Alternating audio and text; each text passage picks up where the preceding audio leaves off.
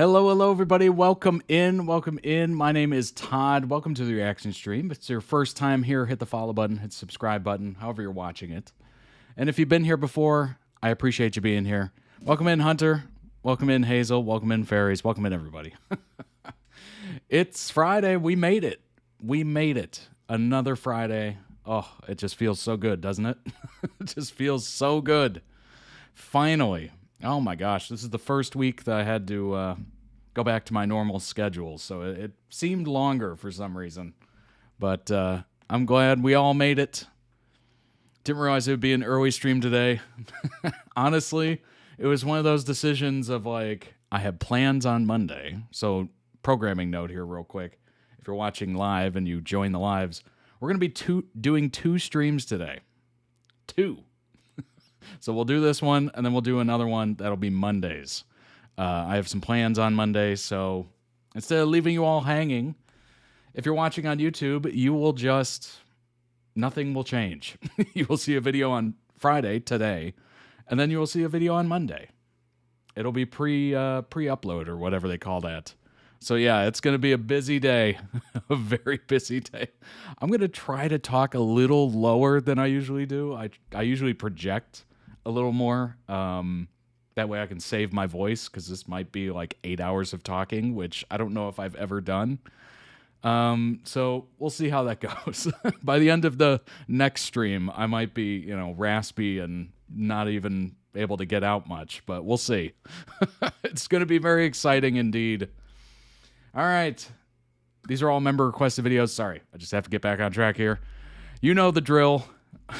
These are all member requested videos off of toddreacts.com. You can check out the website today, join today, all that good stuff. As you see, these are the requesting tiers before you.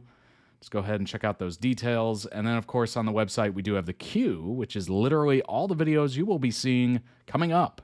You can literally scroll through there. And if you don't see something on there that you would like, just scroll down to the bottom of the page. You could sign up there as well. So we have multiple different ways, multiple different pages for you to do that. And I figured this is just a nice one-stop shop if you want to check that out. And, of course, as I mentioned, this is a YouTube channel. Go ahead and hit the subscribe button. I appreciate it greatly. Over 14,900 of you have already done so. There's 1.2 million. No. 1,200 videos in the backlog. There we go. 1.2 million would be insane. I think I would need an intervention at that point. Check out the playlists as well. There's tons of different playlists. If you're looking for something very specific, you'll be able to find it. And of course, join the wonderful, amazing Todd Reacts Discord server. We hold a monthly stream directly in the server. So if you want to see that and join us and join the chat, you can certainly do so. Join us today. Link is everywhere. It's on the website. It's on Twitch profile. It's under every video on YouTube. It's literally everywhere. So you should be able to find it. So yeah, join us in there. We're closing in on 400 members, which is just unbelievable. It's a growing community. It's awesome. It's like the YouTube comments, but better. So if you want to join us in there and certainly join the monthly stream, go ahead and join us. Let's go over the lineup, shall we? I hope everybody had a good week. Marathon stream, get some snacks and a hot drink ready. Yeah, that's a good point. That's a good point. I might, in between, I'm going to get some lunch and maybe I'll have like tea or something. Maybe that'll help. I'm at work. I guess it'd be Todd to work day. Bring Todd to work day. That's awesome. Hopefully it's a good work day. Try to make it less obvious that you're hanging out to stream. All right, we have 5 amazing member requested videos for you today. We're going to start off with this one's awkward. Starting off with a potentially awkward one. This is Nicolandria TikTok edits compilation, apparently a couple days ago, and even, this reached my For You page and everything. Reportedly, allegedly, they have broken up completely. Not exactly sure. Obviously, I'm not Nick. I'm not Alandria. I'm neither. So I have no idea. I haven't heard them because at that point I was interested. Like, what's going on? And I tried to look for actual comments from them, and I didn't see any. So if there is any comments from them, like obviously yes, that is a thing. But right now it's just reported. So I have no idea who to believe, what to believe. I mean, TMZ, which is I don't know what you would call it, a gossip rag, I guess, but it's on the internet. So whatever that is, a rumor mill, if you will, reported on it. They're usually pretty somewhat good at this stuff, but who knows? You never know, right? It's all rumors. It's all hearsay. So that'll be interesting. We're going to start with that. We're going to start with the awkwardness. Get that out in the open. And then after that, we have an aesthetic Gilmore Girls compilation. It's a bit of a longer one. It's like 27 minutes. So it should be very interesting. One thing's for sure that I've noticed about Gilmore Girls is it has that beautiful like 1990s aesthetic to it. Oh, it's got a cozy feeling to it. And that's probably, nostalgia on my part, but I don't know. Looking at all the plaid and the warm colors, and that grainy film on the TV, like it feels comforting in some way. And then after that we have Voltron, Cosmic Love, a little compilation there. And then after that we have Stranger Things, Mike and Will, called Mystery Love, I think. Mystery of Love, excuse me. So that'll be interesting. And then to end the stream and kick off your weekend, hopefully it's a good one. Hopefully you have some plans. And if you don't have plans, hey, that's a pretty good plan too. I did that last weekend. I did literally nothing. And it was amazing. It was amazing. Dan and Phil are dating boys. It looks like they're playing Heartthrob again. What's up, Roxas? Bonjour. Welcome in. I love Gilmore Girls, my favorite show. They were never able to replicate the 90s, early 2000s vibe when Netflix picked it up to reboot in 2016. Yeah, I mean, a lot has changed, right? Obviously, it's not the same. It's not the same look and feel of a tube TV and whatnot. You don't get that like graininess to it. And obviously, filming techniques have changed as well. Like the cameras are super clear, obviously, so that changes the aesthetic. And then obviously the way they film shows now, like the multicam or whatever, or no, they call it single cam. I can't remember which one it is, but shows look vastly different. Like those old sitcom days were a studio audience, and you'd have like very planned shots, and it would basically just be angles. It was like a game of angles. Now it's like over the shoulder and, a little different. Now they do sitcom shows, and I look at them like the difference between Boy Meets World and Girl Meets World is very obvious, right? You look at just the angles of the shots and everything, and it feels totally different, completely different. You'll never get the same feel in modern shows. Absolutely not. Absolutely not. First official video after the hiatus. Interesting. You have to write it out, Dan and Phil, and dating, boys. This was actually the Heartthrob video Dan and Phil did as their first post-hiatus video. Very interesting. Very, very interesting. Yeah, you'll never get that same feel, that nostalgia, that comfort. I was watching a Tom Cruise interview he just did for his new movie, Digger, I think it's called.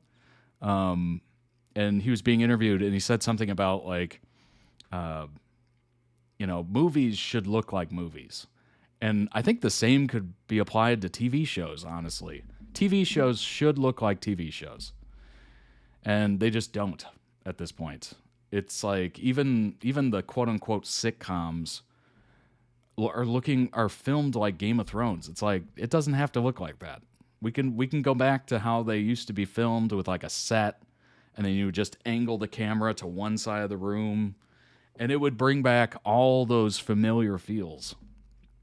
You also have to understand original camera angles covered the whole room to see what's going on in modern shows and movies are all up in the face of the actors. Very true. Very true. It is. They're shot like soap operas, soap dramas, like intense, like over the shoulder, like close ups of faces. Like it's totally different. Um, yeah, yeah. The beauty of Friends was obviously the laugh track.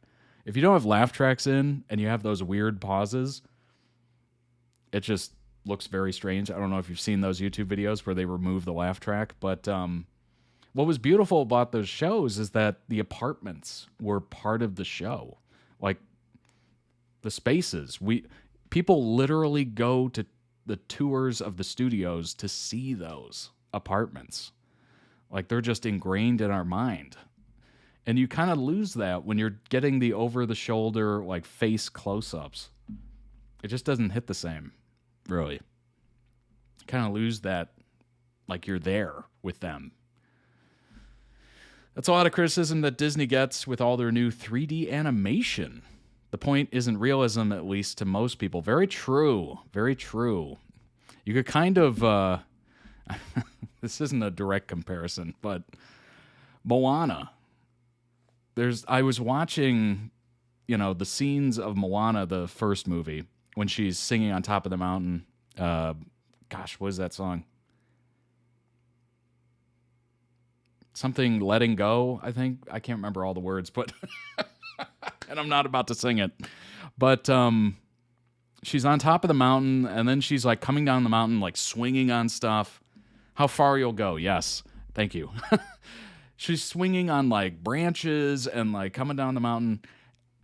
And then you look at the live action and they had it like next to the other one. And the actress, number one, it's realistic. So it doesn't have that same like Disney charm to it, that animated charm. She's literally just letting go of Elsa. That's right. Oh my gosh. She's literally just standing in place the entire song, and the camera's moving instead of the character, the actor. And I'm just looking at this going, man, this does not feel as good. Like that song is a very, fast pace, motion, kind of high octane kind of song. And the actor, to none of her own fault, obviously, it's whoever's making the film, is literally just sitting there, standing, singing in like a moving camera. And I'm just like, this stinks. Like, that is nowhere near as good. Like, things that are animated, the reason I've said this about One Piece, I've said this about a lot of things. What makes it so interesting is that through animation, you can make fantasy become reality. Like, it is the perfect medium to just make the most insane things seem possible that you cannot recreate via, live action. You just can't. And it's beautiful. It's so beautiful. And watching Disney remake all these animated features into live action is just disheartening. It's like, you made it. You made the greatest... like some of the greatest stories that have stood the test of time through animation that are still good. Like even the original Snow White is still fascinating to see when they used to sketch on glass and then shoot from above, and you'd have to change out the glass plates to change the scene, change the animation, change the characters. There's something so beautiful about that. And then you watch live actions and it's never going to hit the same ever. It never will. Then you play a movie like Tarzan. They had whole music scenes with better camera angles without cameras. Very true. Hope everyone's having a lovely time. What's up, Jack? Welcome in. Where are we at so far? We have not gotten anywhere. I got sidetracked and started talking about stuff. We did go through the lineup. Nicolandria, Gilmore Girls, Voltron, Stranger Things, Dan and Phil. That is the lineup. We vibing indeed. It's a Friday. Let's enjoy ourselves, right? Been just killing it all week. Whether it's actually back to school is happening right now, isn't it? Man, always a terrible time. because you're coming off of summer, right? And you're having a good time. You're looking back. My thoughts always went to, where did the time go? Like when you look at the start of summer, like you get out of school, the whole world's your oyster. You're just like, yes, I have no obligations. I can just do whatever I want. And then, day after day goes by.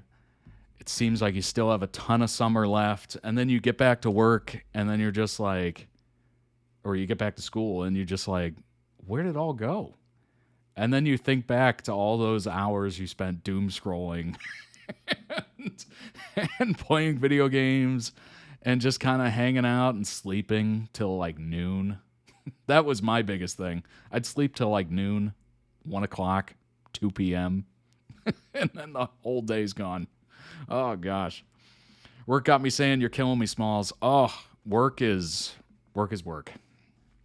Work is work. But we work for the weekends. We work for the weekends. We work to live. And, man, sometimes it feels the other way around, doesn't it? Definitely does. But that's what the weekends are for. Little reprieves. You try to enjoy it as much as you can. Fun maxing, all that good stuff. Sometimes it's tough, though. Sometimes it's tough because you do want to like recharge from the work week, but you got to make the most of it, right? Sometimes I would probably, I think at this point I'm really like the idea of taking one weekend, every other weekend, just spending it at home, not doing much, just kind of recharge. Because the week is very stressful. It's very daunting. It's very, everything. Waking up early, all that stuff. So every other weekend, I try to take it easy. Don't do too much, that kind of thing. And then every other weekend from there, I, try to do something. Try to do something fun and interesting that's not work-related at all. Hide from Microsoft Teams. I don't want to hear anything Teams-related ever on the weekend. Weekend plan to the Spearmint Rhino. Oh my gosh. All right, let's jump into this. I keep forgetting I have 2 streams to do today. And I'm also like worried about my voice. So let's go ahead and jump in, shall we? Let's go ahead. All right, updated. Oh. Well, not updated enough, unfortunately. This was 4 months ago. Nicolandria, TikTok edits, compilation. Boy, this is awkward. This is so awkward because this was requested. Shout out to the requester, the member of ToddReacts.com. This was requested when this was not a thing, this current story. So, a little awkward, but we'll make it through. We'll make it through. Drink hot tea, it'll help. I definitely will do that. Should be done around lunch-ish time. So I'll get some lunch and I'll make some hot tea. Hopefully that carries me through. But should be a good weekend. I hope all of you enjoy it. Let's go ahead and jump in. Nicolandria TikTok edits compilation. It's about 8 minutes.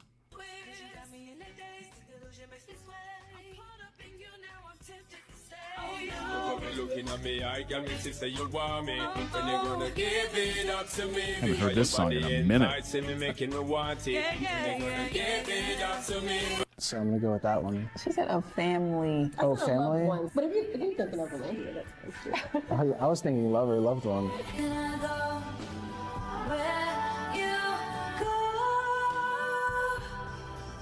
Can we always be this close forever and ever? Take me out and take me home forever and ever. You're my Yeah, this is awkward. lover. This is slightly awkward.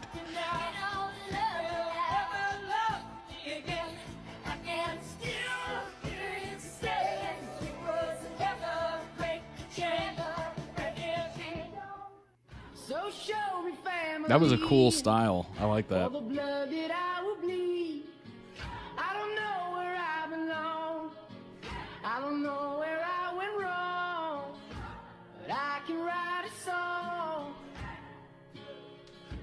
I belong with you. You belong with me. You're my sweetheart. You're my.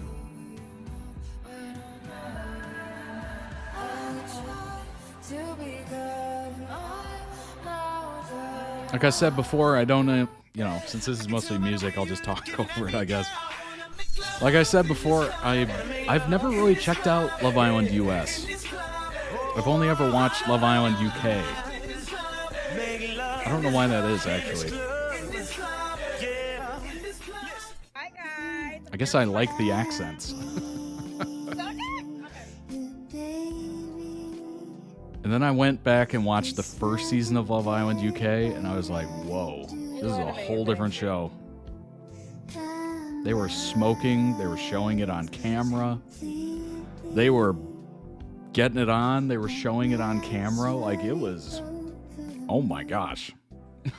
Those UK TV standards are wild after Watershed.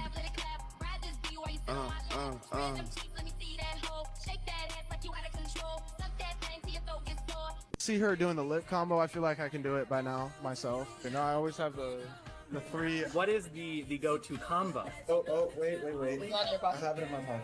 Oh, Yeah, I keep that lip combo on me. Like, because we got to reapply. So are we now that? we're just kissing. Yeah. bro, he wore my lip combo more than I do. Looks good, no? Yeah, obviously Landria, like they're my backstage baddie. Yes. I think Landria knows. Olandria.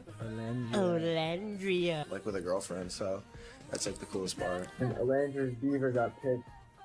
Olandria! Olandria does this look. At that point, I just knew, like, Yeah. she's a superstar and she's fucking crushing it. So, dear Pookie Bear Princess. True. She seems to be getting lots of modeling gigs. Get Alandra in there as well. I want to compete. Favorite thing so far is the excitement and anticipation of Alandra walking tonight. How can Alandra not be someone's type? For the Meg Thee Stallion, Alandra was throwing down. I mean, Alandra is a celebrity, so. Alandra Carthen? FaceTime always. Who was the last person you FaceTimed? Alandria Carthen, because against all odds, she's been overcoming a lot of obstacles these past couple months, and I'm proud of her. My queen.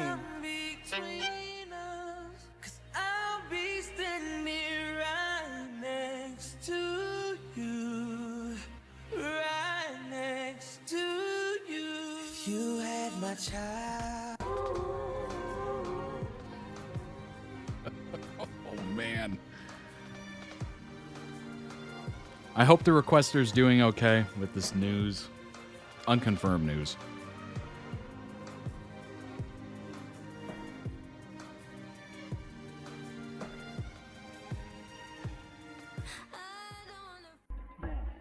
Bitch, I'm the boss. Alien superstar. Whip. Too classy for this world. That's what you are. Lingerie reflecting off the mirror on the bar. Category sexy bitch. I'm the boss. Alien superstar. Oh baby. Shit, huh? Money got taller. Rappers ain't shit, I might fuck with a baller. Might fuck with a scammer. Festival froze like I'm Hannah Montana. Sold out show when I be in Atlanta. Tweaking together like Rula Santana. Was there any other girl in the run besides Olandria? I mean, you have to go through trials and tribulations to get to the tree at the bottom of the cereal box, you know what I mean? Sing with it, rock with it, your finger, I could put a rock in it. Finger, I could put a rock in it. Bangkok, they gon' put a block in it. So rock with it. We to give up. So let's raise the bar.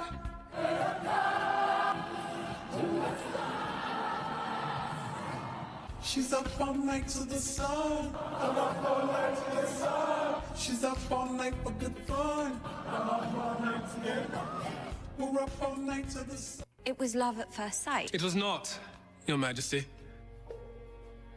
The young lady flatters me. It was not love at first sight.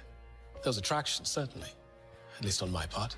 But Miss Bridgerton thought me presumptuous, arrogant, insincere. All fair, really. And I thought her a prim young lady barely out of leading strings. Not to mention the sister of my best friend, and so romance was entirely out of the question, for both of us. But in so removing it, we found something far greater. We found friendship. I'd never been a man that much enjoyed flirting, or chatting, or indeed talking at all with Daphne. Miss Bridgerton. Conversation has always been easy. Her laughter brings me joy.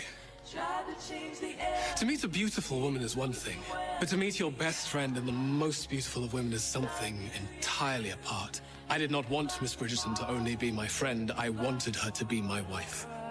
You want to see Landry one time?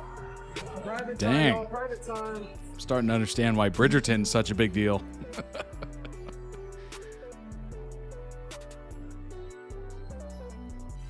We just got a job. He just got. Oh my gosh. Take my phone. Take it. It was the same old story. Too fresh or Butterflies. Butterflies, yeah. It was probably some moths. It's the only way he can get a kiss out of me because he knows he can't get a kiss from me outside of the child. So.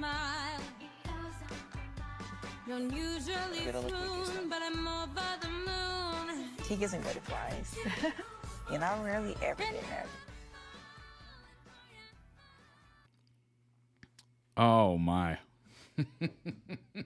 Link down below in video description for the original video. Go throw it some much deserved love. Also check out the channel.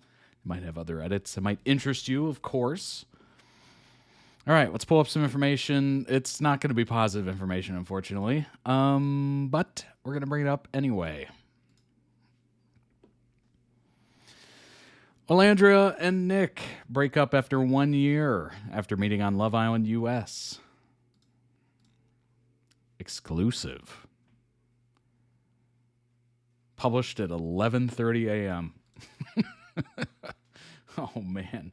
Source confirms to people that the fan favorite couple has broken up. 42 comments. Golly. Season 7 couple have broken up, people confirms. A source. Could be anybody. Could be a bartender. Could be a doorman. Anybody. Says they remain close friends and will always support one another.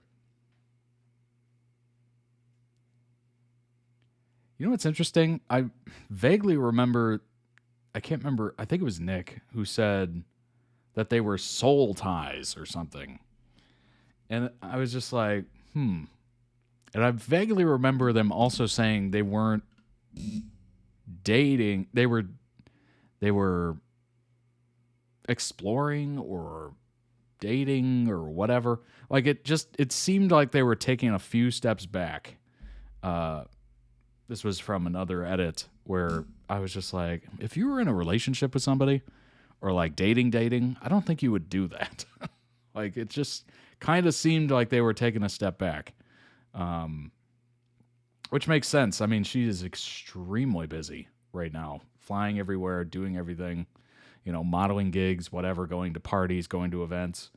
And then he's DJing like all over the place. He's on like a tour or something. He's hitting up like multiple states at a time. Like at a certain point, unless you want that to happen, it ain't going to happen. Like there's no chance.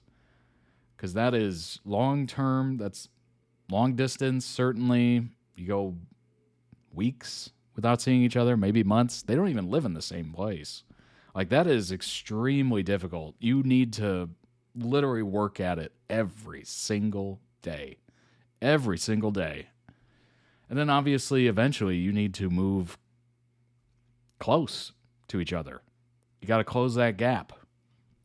I used to watch this, well, it's not like they're not known, but I used to watch Tara and Hunter Woodhall. They're both U.S. Olympians. They both won gold at the Olympics, actually. And I used to watch their old channel back in the day. So they have a YouTube channel. They've been doing it for years, since they were in college. And they were dating, they were going to different schools and different sides of the country and long distance, and then he would randomly film a vlog of him like flying to surprise her and whatnot, and it was amazing. It was a lot of fun. It was, sappy, certainly. Funny, all that good stuff. Great vlogs. Highly recommend the channel. But yeah, eventually they close the gap. Like, you have to close the gap. Otherwise, you will just be drifting. I have no idea what happened. Obviously, I'm not Nick. I'm not Nicolandria. But I feel like that probably took its toll, honestly. Couple kept their relationship private and largely offline after finding mega success on the reality series. This is from the quote, or the source, I guess, confirms to people exclusively, adding that they decided to part ways just over a year after they had departed the Fiji villa together. Quote, the distance between them, there you go. I swear I didn't read this. I was just noting what they were doing, and I'm like, there's no way. Distance between them and their busy schedules made it challenging to maintain their connection. They still remain close friends. They share a deep love and respect for each other and will always support one another whenever possible. Part of me is like, is this true? And then the other part of me is like, if you had that level of fan base, I guess it would kind of make sense to just float a source, like maybe a friend of yours or whatever, to the press to leak that you're no longer together. And that way it's kind of like doing it without doing it kind of thing. Like having your friend break up for you, or having a wingman or wingwoman go up to somebody and, hey, my friend over there is interested, like having somebody else initiate it. So I'm kind of back and forth on that. I'm like, either they had somebody just leak this to the press to kind of like get it out there, float it out there. Now it's done kind of thing. Or it's not true. It's somebody who just hates them. No idea. Carthan previously told people she didn't allow myself to feel that spark at first out of respect for Sierra. Oh, talking about way back in the days. It was only after Ortega was removed from the villa that Carthan was able to make my own selfish decision and give in to her chemistry with Nick.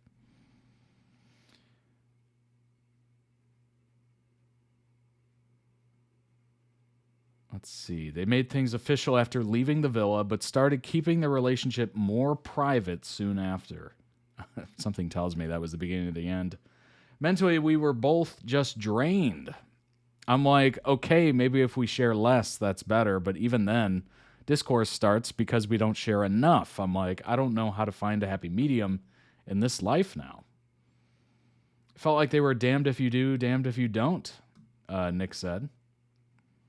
Being in the social media space now, people want to be let in. And the more you let in, the monetary gain is nice. So finding that balance of, okay, this is our work now, but it's also our life, was kind of hard in the beginning, but now I feel like we've got a better grip on it.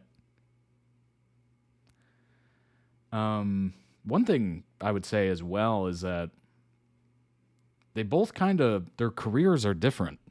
Like one is a model doing, influencer stuff and whatnot. And the other one's DJing and I guess influencing as well. It's totally different things. You're going different locations. Like, I don't know. That's tough. That is extremely tough to keep up. And they're just starting, right? After the villa, they have all this fame. They have all this attention. Make the most of it. Make as much money as you can, I'm never that invested in someone's relationship, and I'm not living for the internet. I don't always post what people want me to or always do what people want me to do. She said, why does it matter if me and Nick are together? Even when we were at Coachella, people in the comments were like, oh, I just needed proof that they saw each other this week. Why are you so invested in people that don't know you? Okay, that is the beginning of the end right there. Okay. All right, that's saying it without saying it kind of thing. I'm pretty sure. Like, I understand the sentiments of being against that kind of stuff. Like, why are you so invested? It's not your life. But let's not forget the fact that because people are so invested, that gives you your life. That helps. When you're in that space, the influencer space, it definitely helps to have attention and people interested, right? It is literally the currency that keeps the deals and the paychecks coming in. So I understand the sentiment, but I'm also just like, that's kind of the job too. That's kind of the job. We don't monetize our relationship or put it on display. If you genuinely like spending time with somebody, it shouldn't involve a camera every 2 seconds. We enjoy each other's presence and do what normal people do. Go out, have fun, get to know each other. Yeah, true. But again, if your job is influencing, if your job is social media, kind of hard to kind of keep that separate. Unless you build that, especially when your brand is literally being a couple. Like, that is literally your brand.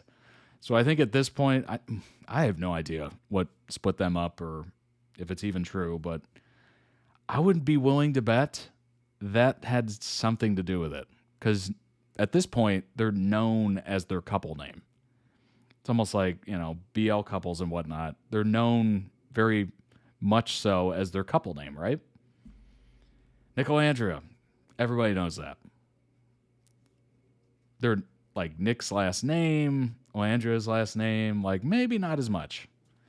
So I think they're really trying to up their personal brand. And I think being seen as a couple is what's damaging it, weirdly enough. Nicolandria is reportedly over. Why do we care so much about celebrity breakups? Because the show they were on is literally called Love Island. So that is why. It took 2 seconds to explain. We don't need the article. That took 2 seconds. I got it. I handled it.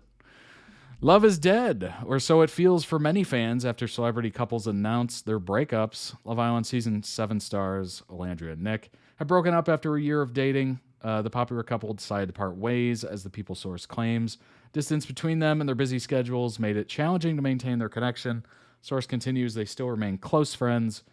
They share a deep love and respect for each other and will always support one another whenever possible. Do we believe that? 2026 has also ushered in other high-profile celebrity breakups.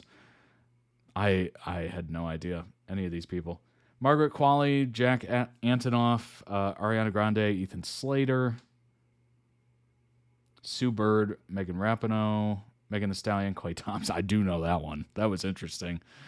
Each of these breakups made headlines and caused their timelines to speculate, rage, mourn, or all three. Speculate was one of them. It's natural to be upset when a couple you think you know, or one you were simply rooting for, breaks up. When it comes to Nick and Nicolandria, they have a very specific microscope on their relationship, and the amount of parasocial obsession with their love story seemed to reach heights the internet had never seen. There are the contract is up people who think they were never really dating in the first place. The love is dead camp who pinned? Yeah, pined is one word, or one N. Pinned, excuse me, now I'm confusing myself. Pinned all their romantic hopes on the duo and the I don't believe it folks, yeah, okay, who are living in denial that People magazine is a celeb-friendly source, often used by publicists as an official way to get news to the public. Okay, that's it. That is it. They used somebody to kind of release that information without actually having to comment themselves. Because nobody wanted to be the bad person, right? Because now it just looks like an even split. If he came out and was like, we're no longer together, and then the next question would be, well, did you break up with her? And he'd have to go, no, she broke up with me, or I broke up with her. Somebody would look bad. By doing a third party, nobody looks bad. It's just kind of a clean separation, boom, done. One of my friends just got dumped, so I'm keeping her company, hence my largely lurking. Oh my gosh, I feel terrible for them. Ugh. Well, hopefully they feel better soon. Get back out there. There's people out there, I hear there's people out there. Yeah. I think that's more accurate. They have broken up, and that was just an official way to get it out. It's safe to say that Nicolandria is done. What's clear for people, for sure, is that everyone has an opinion and people really care about celebrity breakups. Well, that's just because they're famous, and it's something to think about, right? Something to think about. They're famous. We're invested, you know. Honestly, kind of do that with real life too. Like if you know of a couple and they break up, your first instinct is, what happened? Who is it? Like even if it's a friend of a friend, you're still interested. Like it still is piquing your interest. Like, oh, I wonder what happened. I wonder if they broke up with them or them broke up with they, and you're just, you know, spiraling on it. Sometimes you don't care, but it's always interesting gossip, right? In 2023, it's literally the gold standard of gossip is breakups. 2023, after the breakup of Joe and Sophia, Alicia wrote for Refinery 29 that admittedly, I'm one of the people who mourn celeb breakups. Like many fans, I was devastated when I heard the news and overwhelmed with a sense of sorrow and disbelief. Can't be true. Everything seemed to be going so well, I almost wanted to cry. But in a world where Hollywood splits are so common and celebrity worship is becoming at once more intense than ever and more scrutinized, why do we care so much about the relationship breakdowns of famous people we've never met? Relationship goals is a term thrown around when it comes to celebrities. I don't know about that.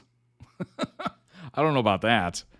Especially with the fact that they, you know, there's conspiracy theories of PR relationships. Nicolandria is going through that right now.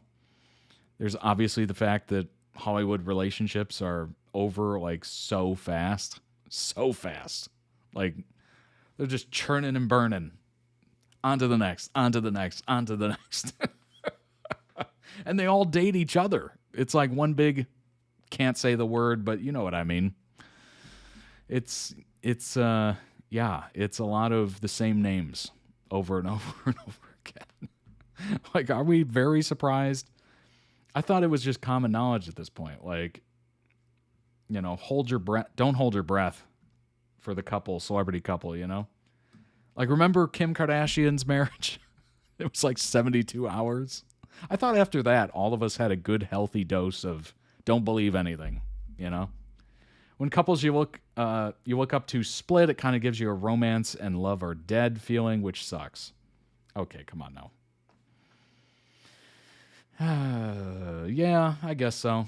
They didn't mention celebrity, so if you look up to somebody and they split, yeah, that might be a little devastating, I guess. I don't know. I'm just so much older and more jaded, I guess, where I'm just not surprised. At some level, their lives are so unattainable and almost fantasy-like to us. Okay. All right. But at another level, many of the same trials and tribulations they endure are not unlike our own. Oh my gosh, they're people too. These celebrities are people too. It's crazy. Money doesn't change them. Doesn't change all the, you know, human behaviors. There's still lust. There's still adultery. There's still fights. There's still he said, she said kind of stuff. Hearsay, whatever you call it. There's still that. Like, that doesn't change because you have eyeballs on you or money or anything. Relationships are relationships. It has its ups. It has its downs. And hopefully you find a relationship where it has more ups than downs. And that's a pretty good one. Pretty good, right? Here. What's up, Pokemon? It's because of this that we live vicariously through them when we're single and unconsciously strive for the relationship success they have when we're in a relationship of our own. With that being said, it only makes sense that when a celebrity couple calls it quits, we too feel a sudden loss. We are worried about the Nicolandria hive. Oh, Lord. Part of me, my initial reaction is, oh, Lord, because I'm not a part of this. Like, I don't get caught up in it. But obviously, I'm very aware that people do get caught up in it. Like, some people have sports that they follow and get really caught up in it. Some people have celebrity couples that they follow and get really caught up in it. Some people have, I don't know. Some people are really into, I can't even come up with anything, knitting. And they just love knitting. And they get caught up in it. I don't know if there's knitting drama. Is there knitting drama? I have no idea. I was lost for an example, and I just came up with knitting. I don't know. We all have varied interests, and some people really take into account relationships with celebrities. In 2023, Nina said she felt this loss when Lisa Bonet and Jason Momoa broke up in January 2022. While I definitely don't get upset about all the famous breakups, these ones truly made me sad. They gave the impression that even relationships with barriers, age differences, dealing with so much fame and gossip or personal drama stood a chance. So really, this is just a reflection on your own relationship success and failures, correct? That's what I'm getting from this quote. Maybe they had some barriers in a past relationship or current relationship that they're trying to see through, right? And then they see a couple that has the same thing, and then they break up, and then they spiral. They're like, are we going to break up? Kind of thing. I knit and can confirm there is, in fact, knitting drama. Oh, my gosh. This is news to me. And now I need to do some research. I got to find all the best juicy drama. We idolize the relationships too as we idolize the celebrity. And so when the seemingly perfect relationship ends, we grieve for the ending of what we perceived as perfection. We see a fairly edited version of reality, absolutely. So it's hard to understand why a seemingly perfect relationship would end. At times we are shocked because it looked so good. Yes. And that is the social media. That is social media. It's PR, it's publicists, it's everything. So by the time we see it, it's been filtered by like 8 different people. And of course, most people don't post their L's on social media. Although I think that'd be very interesting if people did. I think that'd be like intoxicating in a way. But yeah, no. People don't post. I post good-looking food to social media. I post, fun trips. I post, whatever. Something that's interesting. I don't have the eye, I guess, for finding the L's and just posting those like horrible food, horrible trips, horrible things you see throughout the day. Like, it's just, I don't have that eye for that. But I don't know. Maybe it would make things seem more realistic, Nina agrees, saying that she has put celebrity couples on a pedestal in the past, looking to them for inspiration and confirmation of romance in the world. Oh, Lord. Oh, Lord. Oh, boy. That's like, oh, man. That's like taking your entire life savings and betting on black. In roulette terms. That is yikes.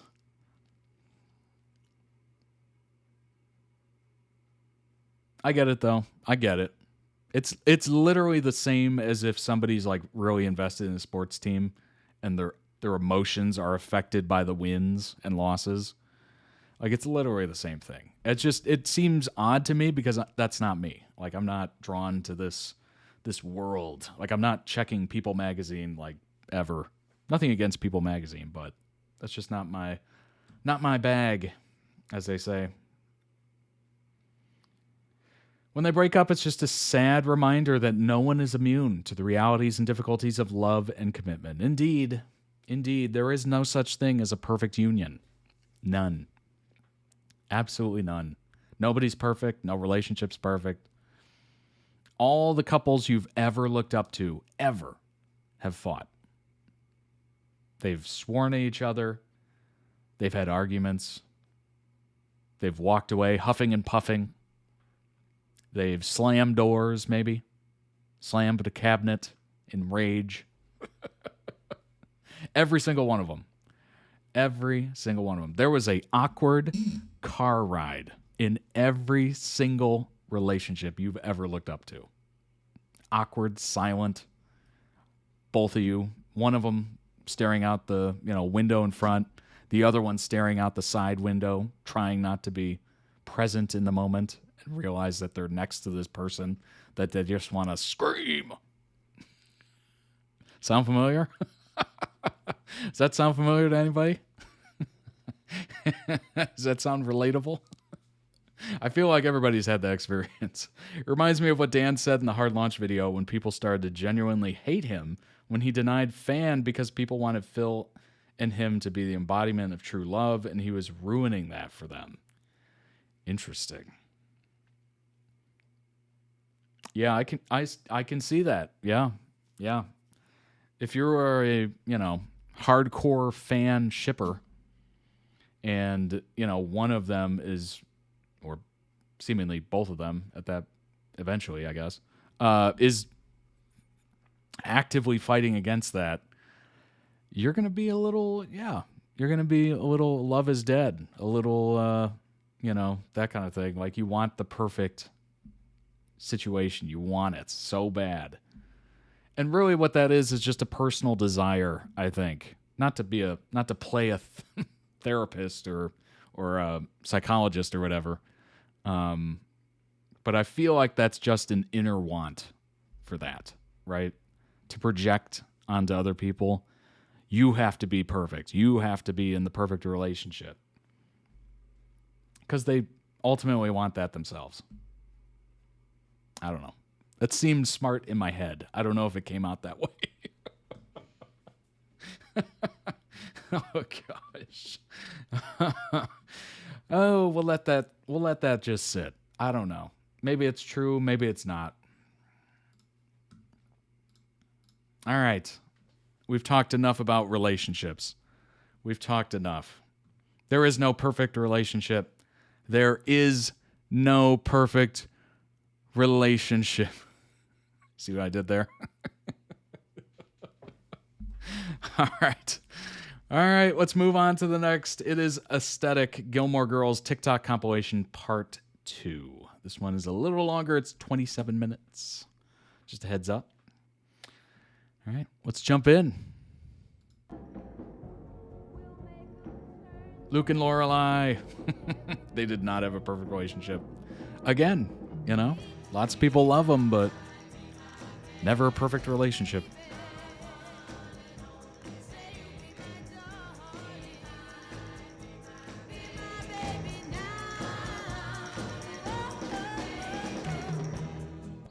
What? Sometimes it hits me. This place, a long history before us, has a long future after us. I keep thinking it's a part of our lives, but really it's the reverse. Keep looking up there because the audio is playing tricks with me. It's like low. We're part of its life. If I lay here, if I just lay here, would you lie with me? Lorelai was one of the first characters I really saw myself in. It's so special to find a character like that. Interesting. That's cool.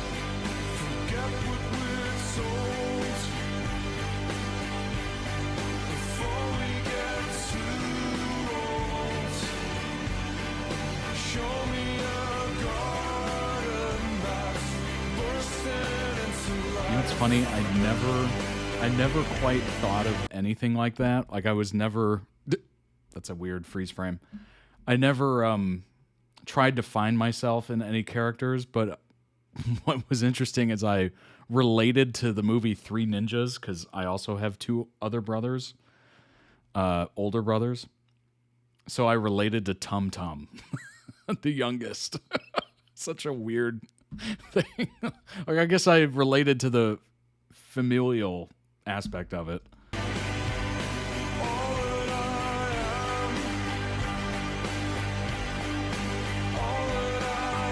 Those movies are so nostalgic, it's crazy.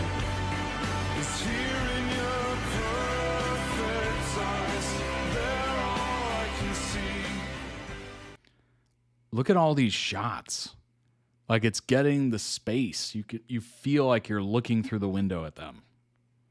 You can see a ton of the cafe. Like, it's just, oh man. They don't make shows like they used to. They really don't.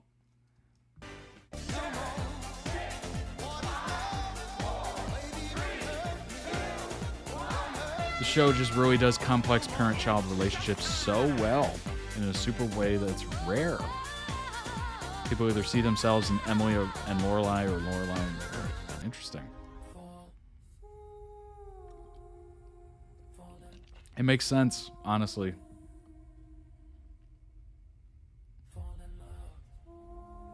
And I like the fact that it's showing like the older perspective of it, not just the young perspective, like the older as well. But my ultimate inspiration comes from my best friend, the dazzling woman from whom I received my name and my life's blood, Lorelai Gilmore. Oh, hang in there. My mother never gave me any idea that I couldn't do whatever I wanted to do or be whomever I wanted to be. She filled our house with love and fun and books and music, unflagging in her efforts to give me role models from Jane Austen to Eudora Welty to Patti Smith. As she guided me through these incredible 18 years, I don't know if she ever realized that the person I most wanted to be was her. We said no crying, no blubbering. Thank you, Mom. You're my guidepost for everything.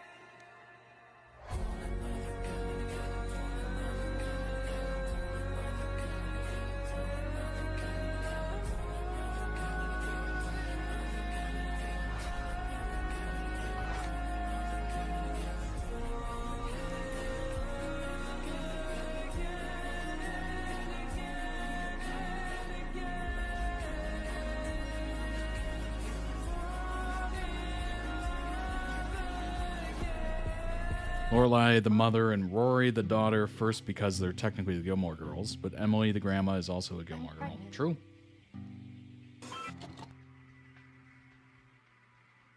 Great show about how generational trauma can shape you and you can either break from it or perpetuate the cycle. Very true. None. Plus, 5, but yours is better. you have a problem. Yes, I do. Hey, it's freezing. Oh, what do you need? Hot tea, coffee? Lip gloss. I think that's the thing that comes with age and reflection. Because, you know, when you're younger, you're just caught up in it, right? You're caught up in what's been going on and what's going on with your family. And, you know, maybe it's some trauma, whatever. And then you get a little older and you reflect and you get a little independence and you're just like, oh, yeah, I can just do whatever I want. Like, it's my life. I control this, you know? I can change the outcome if I want to. That realization is very powerful. The Chilton School. Rory got in. This is very exciting. Independent seat, Michelle speaking. No, I'm sorry, we're completely booked. Hi, Mom. Lorelai. My goodness, this is a surprise. Is it Easter already? So, you need money. Yeah. I'm Dean. Hi. Oh, Rory, me. That's me. Wow. You look nice. Really nice. You look. I love this place. I just love. Oh my gosh. The sound is a little all over the place. Oh my God. Growing up here. Having trouble like regulating. Daddy? Thank you. I love being a private school girl. Oh, I'll have a beer. Yay. It's my huggle. I'm going to Yale. I'll give you $20 for the tree. That is kind of cool. I love when shows keep the same actor for when the actor sticks around, of course, for all those years. Anyone want to smoke? I'm coming back to Yale. What's that sound?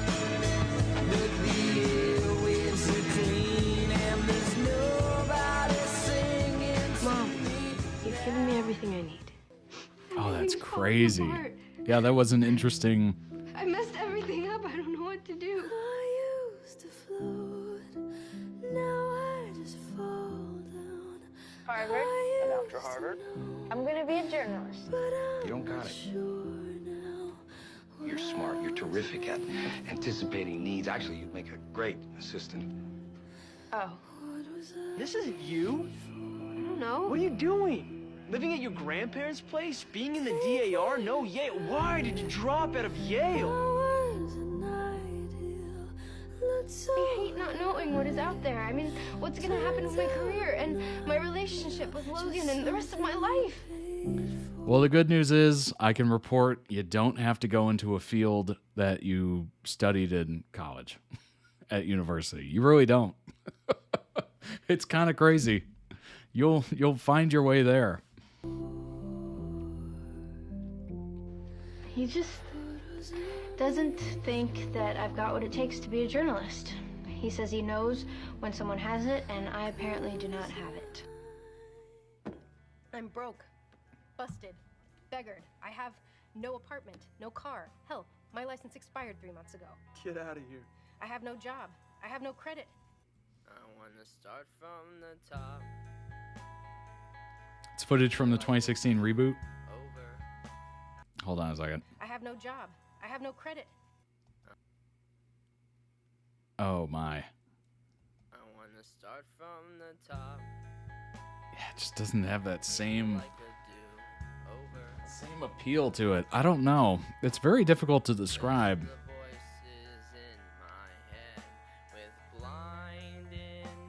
I hate to say this because it sounds like a troglodyte kind of sentence. Oh my gosh, look at that gallon of Ben & Jerry's. That's a thing? A big old plastic jug of Ben & Jerry's? Is that real? I've only seen those little pint things. What?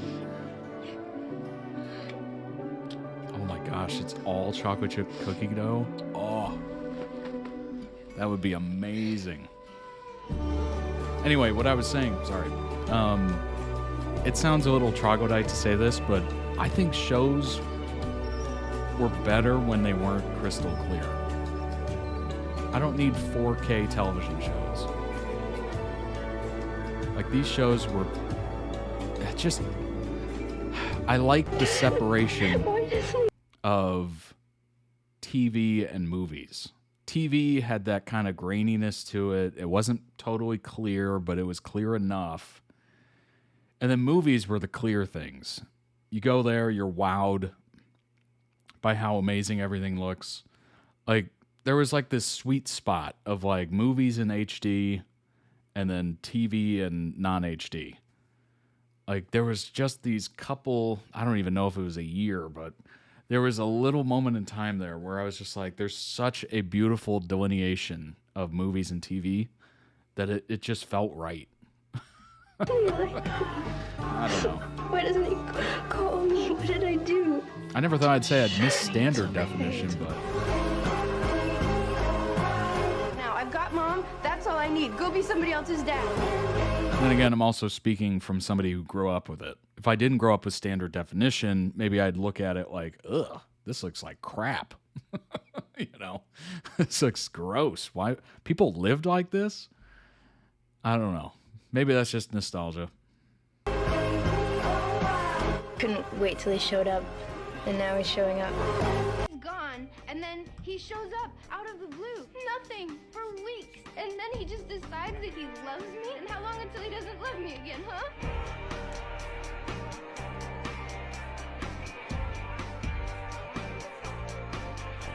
I'm a single mother, and I raised my daughter by myself. But once Luke Danes became my friend in this town, I never really felt alone. Luke and I have had our ups and downs over the years, but through it all, his relationship with my daughter Rory has never changed. He's always been there for her no matter what. He was there to celebrate her birthdays. He was there cheering her on at her high school graduation. Luke has been a sort of father figure in my daughter's life. With his own daughter, Luke wasn't given the opportunity to be there for her first 12 years, but he should be given that opportunity now. Once Luke Danes is in your life, he is in your life forever. A dangerous age for a girl. Rory is a very special child, excellent student, very bright. You should have a talk with her, Strobe. She could give you a run for your money. I don't care about how good a student you say that girl is. Hey! She had that baby, and she ended his future. You recant that, Strobe. They don't even want to know me, do they? Rory, I know you heard a lot of talk about various disappointments this evening, And I know you've heard a lot of talk about it in the past. But I want to make this very clear. You, young lady, your person and your existence have never ever been, not even for a second, included in that list. Oh, that's sweet. Richard and Emily Gilmore are kind, decent, unfailingly generous people. They are my twin pillars, without whom I could not. It must be so crazy for Lorelai to see parents who made her feel so unloved absolutely adore the daughter she raised alone. Isn't that wild? Isn't that wild? Oh my gosh. It's like there's a little bit of detachment so they can I don't know. It's just a little bit of detachment there. Like it's not their own responsibility, so they can be like kind and generous to the grandchild. Stand. I am proud to be their grandchild. I don't think my father has ever loved anything in this world as much as he loves you. Everything will be all right. Literally an episode named The New and Improved Lorelai. Oh my gosh. So clean the house, clear the drawers, mop the floors, stand tall, like no one's ever been here. Did you miss me? Lorelai. Miss Gilmore, put the cups down. Let's move.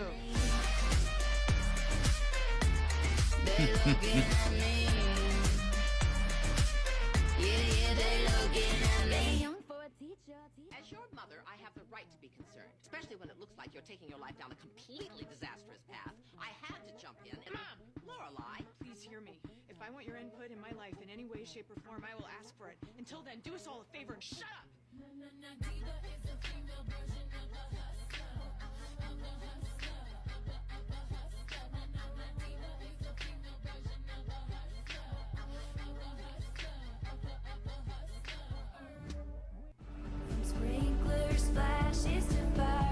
Never went to college, let alone an Ivy League college. You don't know the first thing about the system, the way it works. I found a good job. It's a maid. Oh my. College kids take breaks like this all the time. You didn't go to college, so you don't understand. Well, if I was so controlling, why couldn't I control you running around and getting pregnant and throwing your life away? I was still a child. I stopped being a child the minute the strip turned pink. It should have been you up there. Nothing's turning out the way it was supposed to. Why don't you care? Why have you never cared? No matter what has happened to me my entire life, you've never been happy for me, and that hurts, Mom. It really hurts. Hell that you put your mother and me through for the past 16 years is suddenly washed away? Well, it's not.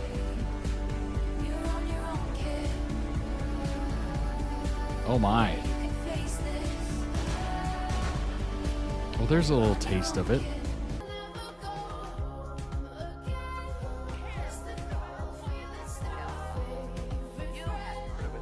Is that I never expected you to act. You and me, we're done.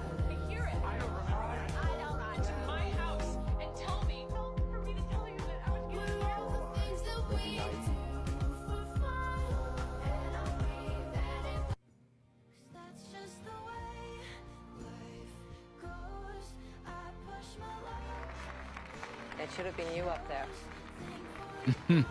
Nothing's turning out the way it was supposed to.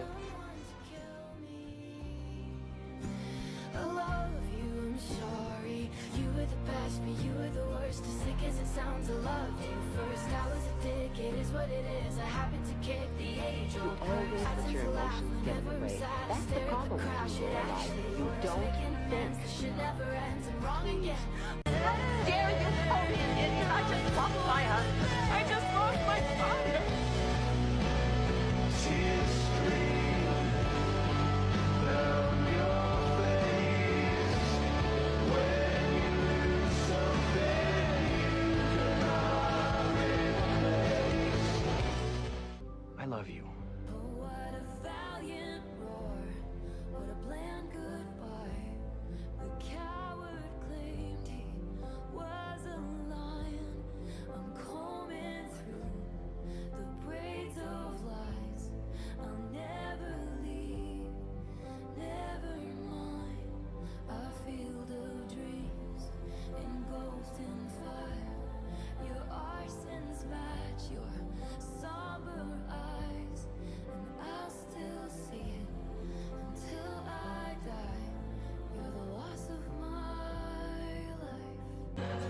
You're the man I want to want.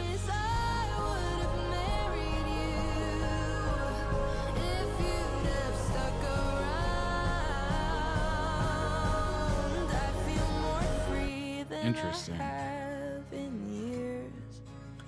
6 feet in the ground. From the womb before you meet the womb, teach you what it means to love. Feed off me until you're done. 'Cause I'll give the moon what you want the sun. If all I have is not enough, then I will stay yearning for the one that I want. Luke, don't you love me? No, I do. But I love you, Luke. I love you. But I have waited and I have stayed away and I have let you run this thing and no more. I asked you to marry me and you said yes. No, I'm not waiting. It's now or never. I don't like ultimatums. And I have to go. Look, you're the one who's still hung up here. I'm telling you, I'm over it. I mean, I guess it's just not as big a deal to me as it is to you. Oh, it's not as big a deal? Yeah, so we're not getting married. It's okay by me. I mean, you're the one who proposed in the first place.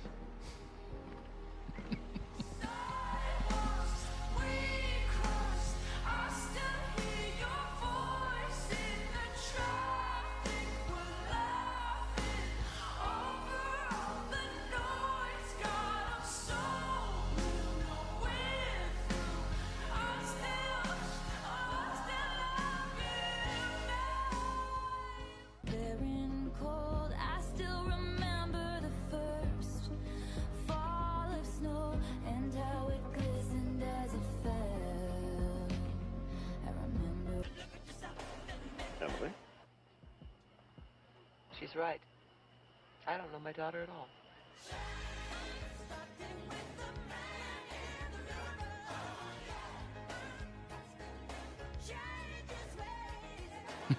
Man in the mirror. I do this for your father. I have done this for your father for the last 36 years. Emily, listen to me. If I die... No! Emily... In fact, I demand to go first, as I entertain his business associates. When he loses his reading glasses, I find them. When he wants a nightcap, I make it for him. If he can't remember the name of a colleague's wife, I whisper it in his ear. That's what I do. I take care of him. That's my job. That's who I am. I could lose him, Lorelei. He's my whole life. Your father was a great man. A pillar of the community, a man amongst men. I don't know how to do this. Do what? Live my life. I was married for 50 years. Half of me is gone. This whole thing is dead to me anyhow. It died with Richard.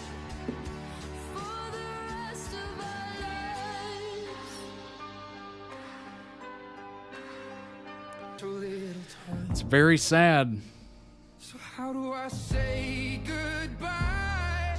Someone who's been with me for my whole damn life. Hey! I didn't see you throw yourself at the decorators while they were putting up your very expensive wallpaper. What is this edit? We leave two strange boys in our house, unsupervised. We're missing 2 picture frames, by the way. Colin and Finn did not steal your picture. So that's why your weight goes up and down 30 pounds every 3 months.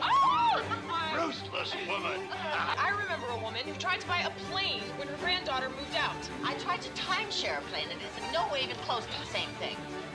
Really, that's her name. I know, isn't it? Teresa made it herself.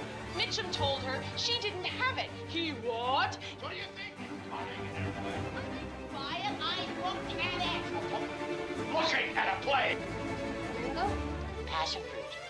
Delicious. It certainly is.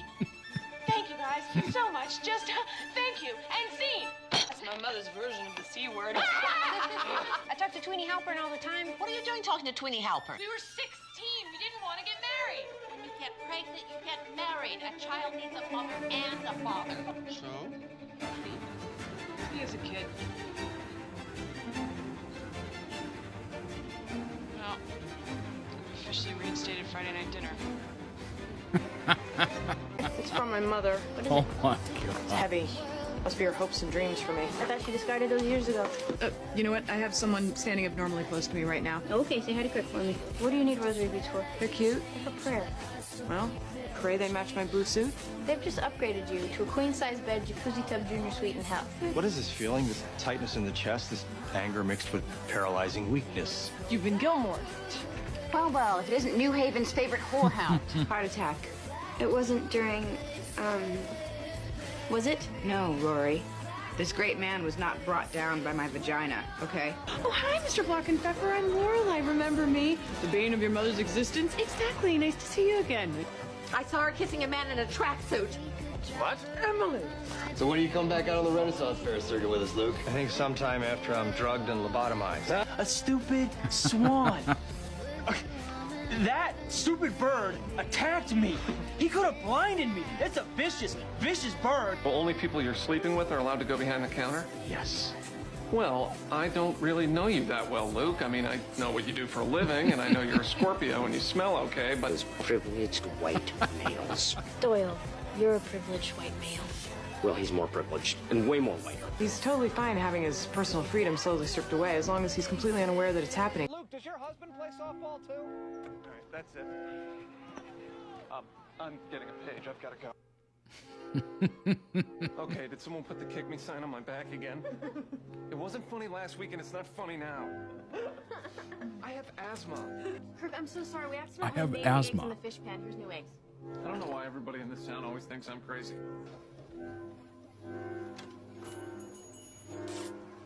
I have a girlfriend. This is 20 Swans? Sure, why not?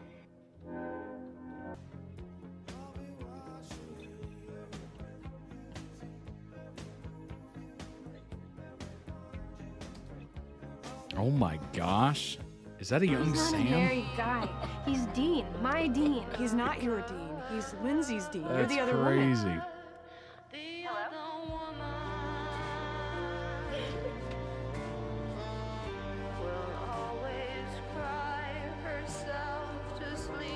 Oh, that's crazy. Like an idiot. Why? Why? Because I was married, Rory. Married. And I threw it all away for someone who dumped me once and then just bailed on me. I didn't just bail on I you. hurt everybody. I hurt Lindsay, I hurt her parents, I hurt my parents, and now I'm back at home and you're in Europe with your grandmother and what the hell was I thinking? I mean, what am I doing? What's wrong with me? Nothing. I gotta get ready for work.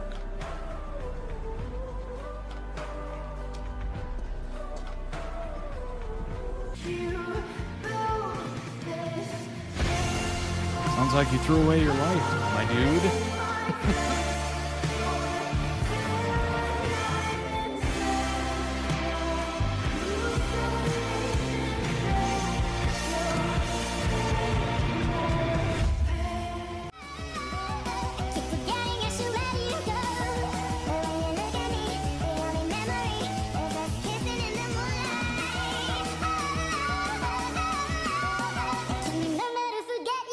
God, he hates me. I blew it.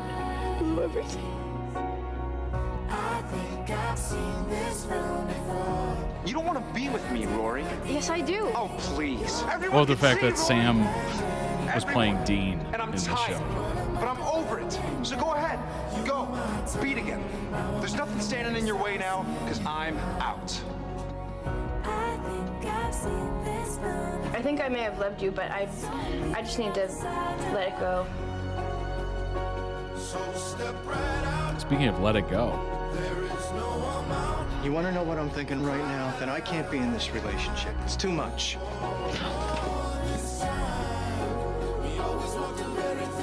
I need you to know that you're the man I want to want.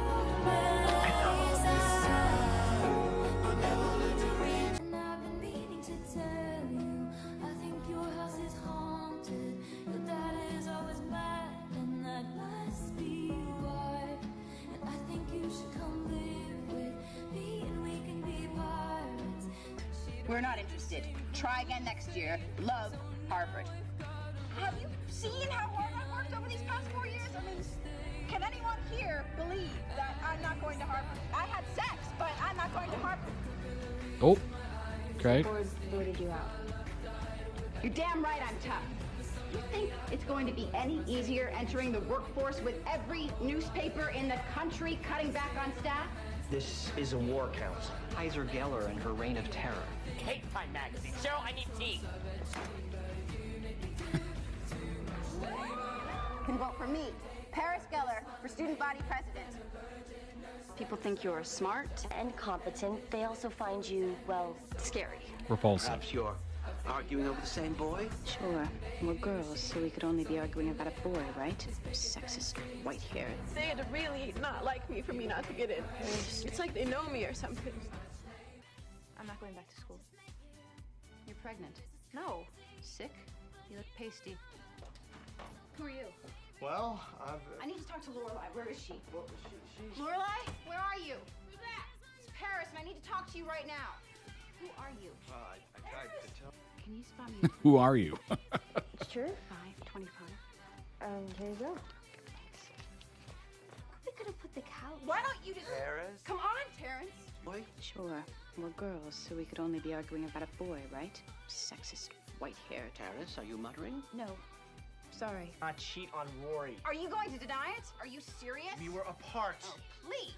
We were together. Why the hell am I arguing with you? I don't want you back. You, Logan Huntsberger, are nothing but a two-bit spoiled waste of a trust fund. You offer nothing to women or the world in general. Move, move, move! Is it raining? No, it's National Baptist. Let's see. All the customers are paying. And the money's multiplying. And the PR people are lying. Oh boy. And the lawyers are denying. Who cares if a few trees are dying? This is also gratifying. But that also means that in 3 days I'd be leaving for who knows how long. It could be 2 months, it could be 2 years. So this is it. This is the last time we'll see you for who knows how long. Oh, yeah, I guess it is. I mean, I don't know what it's like to have a sister, but I feel like I do, you know?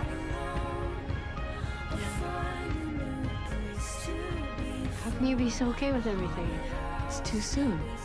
If I start to think about you leaving now, I'm gonna fall apart. Look.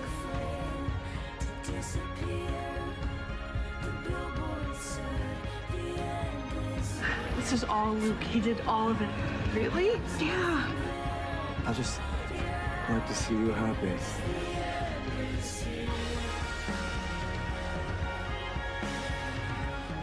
It's like the moment when Noah poses for the newspaper photo in front of that White House with the blue shutters.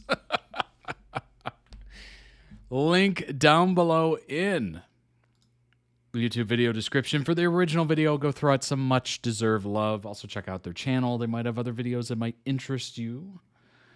Let's go ahead and bring up some information on Gilmore Girls. Fill in some gaps. A little context here and there. The quiet joys of watching Gilmore Girls with my daughters. So it's come full circle.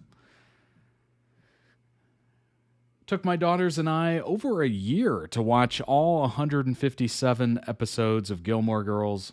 We stumbled across the show late in the summer of 25, desperately searching to find something to watch together that appealed to everyone from preteen to perimenopausal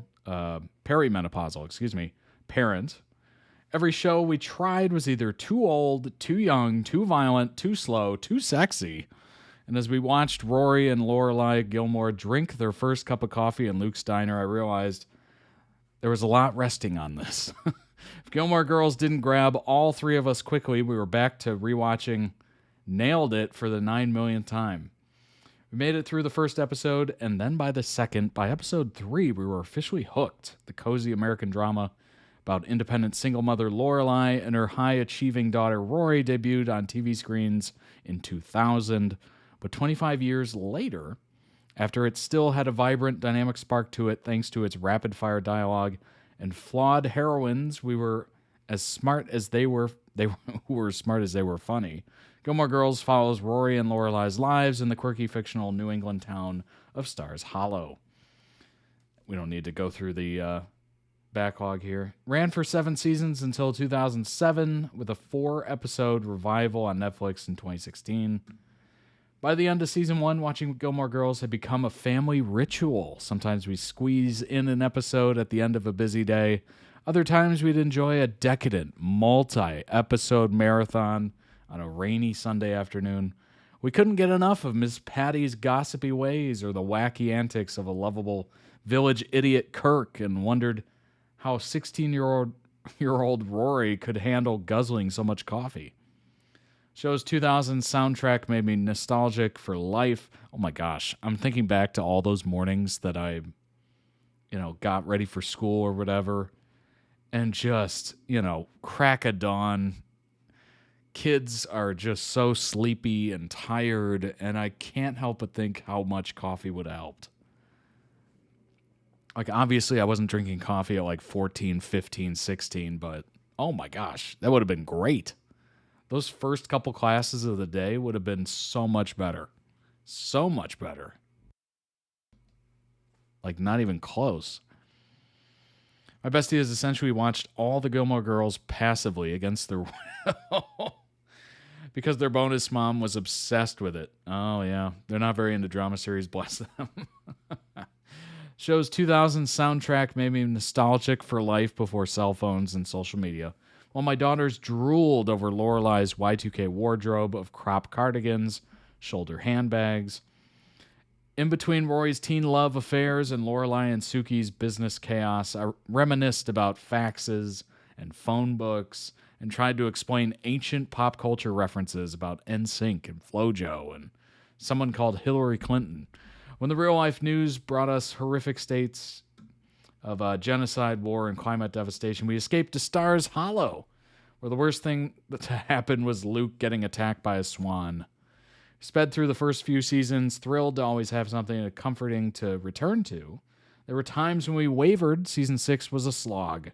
But even when we needed a break from Rory's brattiness or Lorelai's self-sabotaging ways, we would still find ourselves talking about the complex relationships between the 3 generations of Gilmore women. Rory's struggles at college, or how many weird festivals one small town has. At the start of season 7, we realized we had reached the beginning of the end. We began to savor the last few episodes we had left. See, that's always the worst part. When you're really into a show and you start that last season, or you're about to start it, and you just get that weird sense of doom. Not like the world's ending. More like this made-up world is ending. And it's tragic. I absolutely hate it. I really do. It's like holding a book and realizing you're getting to the end of the book because the left side is much more thick than the right side that you're holding. And you notice it dwindling. It's getting easier and easier to flip those pages, and you know it's coming to an end. Like, it's just unbelievably brutal. If it's a good story, if it's a good show. If it's not, well then whatever. But obviously you're hoping for a good ending. But it is, you get that sense of like dread. We never ran out of episodes until finally we did. Netflix's 2016 revival took the Gilmores to some ridiculous places.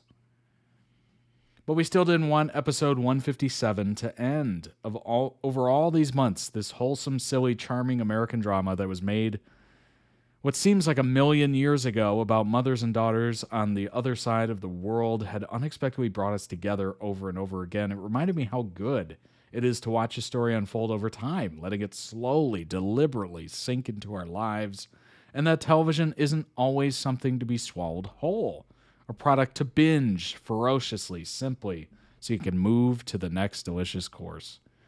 Once the credits had rolled on that final episode, my daughter picked up the remote, went straight back to the start of the season 1. We sat on the couch, fell back into the comforting world of Stars Hollow, sitting side by side for one more episode. Maybe in the end, it wasn't about Gilmore Girls at all. It's about the friends we made along the way. Oh my gosh. Oh man. That's crazy. That's crazy. I get to the end. It is So tragic, especially if you really enjoyed it. Lorelai's Gilmore Girls pilot house is up for sale for $2.8 million. Wow. See inside. That seems like a lot. That seems like a lot. Stars Hollow may be fictional, but Lorelai and Rory's charming home is very real and has arrived on the market just in time for autumn. Oh my gosh. Fans of the Gilmore... It's definitely one of those iconic early 2000s show. Yeah, absolutely. Fans of the Gilmore Girls now have the chance to own a piece... Oh my gosh. Come on now. Yes, we all have a shot at this $3.8 million US dollar asking price. We all have it. Home in the pilot episode has come onto the market. According to Country and Townhouse, is the first time the property has been offered for sale since making the television show 26 years ago. Show then moved to a Hollywood backlot where the Gilmore duo moved to from episode 2 onwards. Interesting. So they did it for the pilot. Obviously, they didn't have access to the backlot. And then they moved to there. And the house was just, maybe they rented it, I guess. Paid the owner.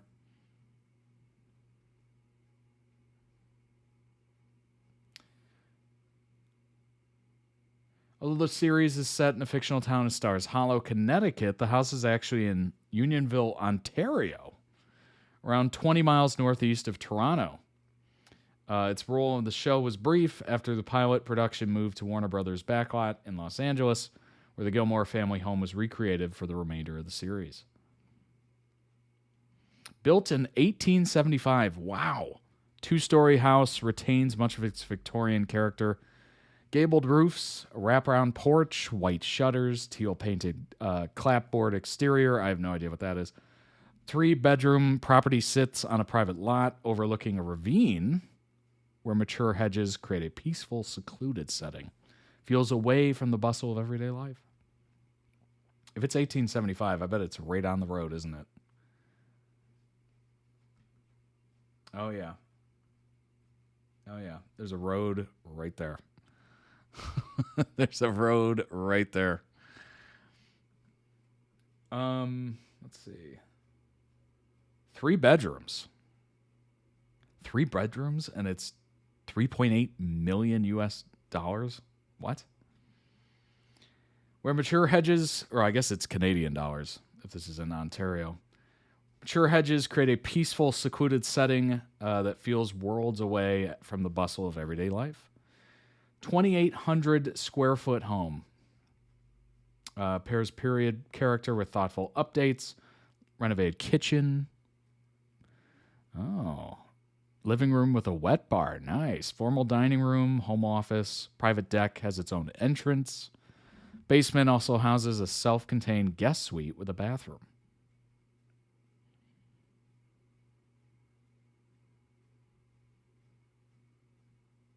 That is very beautiful. Wow. Definitely has a little charm to it, I would say. Okay, finally, we're getting some interior shots. I was about to go to the website. Okay. All right. Looks like they've kept it up nicely. Fresh paint, obviously. Oh, there's the wet bar. Lots of rugs. Clearly, they weren't a fan of the echoes you get with wood flooring.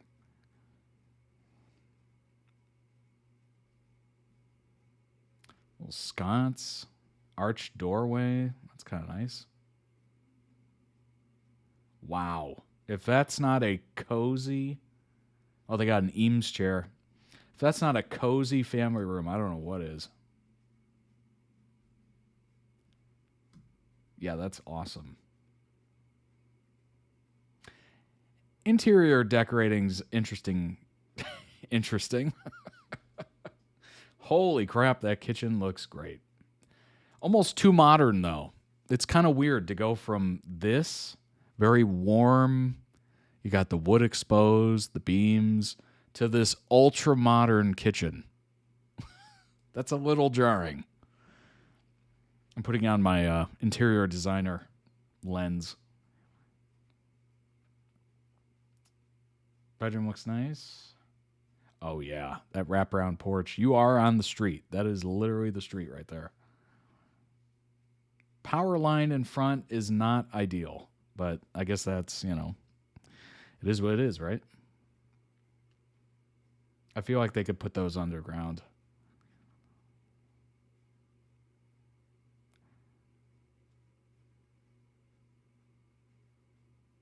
Interesting.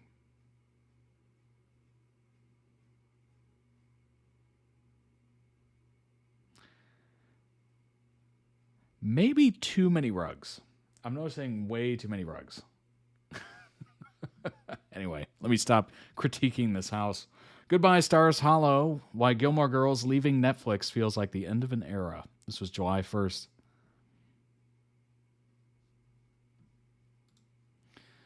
First day of my big college internship, I stood on the sidewalk outside my new office, staring up at the high-rise windows and thought of only one person, Mitchum Huntsberger.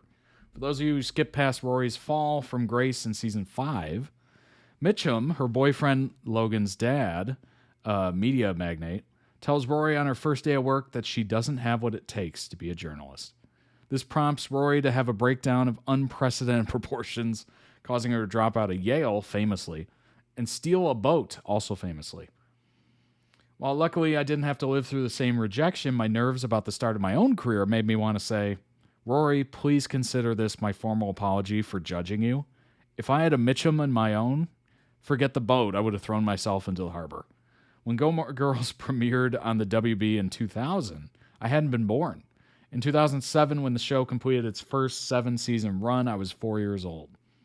Like much of Gen Z, I came across the show on Netflix when I and many of my fellow first-time viewers were in the same phase of our lives as Rory was at the start of the show, high school. Show defined later 2000s, early 2010s. Most of us, hopefully, didn't have stalkers who photographed our every move or two vampire brothers that were torn between. What everyone did have, however, was homework. College applications, best friend, schoolmate, nemesis, and a family to love and argue with. Is it possible to be nostalgic for a time you've never really experienced? Absolutely. 100%. That is, yes. Yep, it is. Besides reaching the younger generation at the right time, Gilmore Girls has a cozy whimsicality that's hard to not be drawn into. Maybe it's the fall New England foliage Amy's show is so strongly associated with, or perhaps the warm, fast-paced banter between Rory and Lorelai, the people that people spoof on TikTok to this day. Thanks to Netflix, which Gilmore Girls exited on June 30th. Oh boy. RIP. After calling the platform home for 12 years, you could binge entire seasons in a sitting, watching Luke and Lorelai go from just friends to engaged in what felt like a blink of an eye. Gilmore Girls took on a whole new life when fans brought their love for the show to social media, with fan edits and quotes making the rounds on Instagram and Tumblr.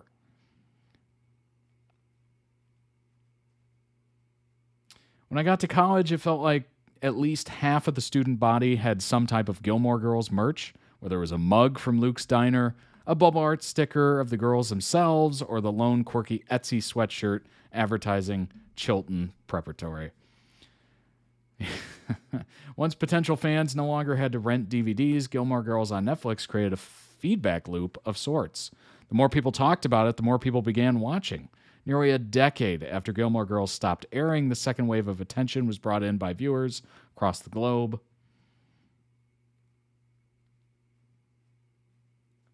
Wait a minute. So Netflix commissioned a Year in a Life revival miniseries, and now it's off of Netflix? How is that possible? What? While reception towards the reboot was mixed, the title, which will remain on Netflix until November 25th, there you go, was a popular choice when it premiered and started a whole new line of discussion, leaving the audience with the major cliffhanger, Mom, I'm pregnant. Wait, so even Netflix is losing their own miniseries on November 25th. What?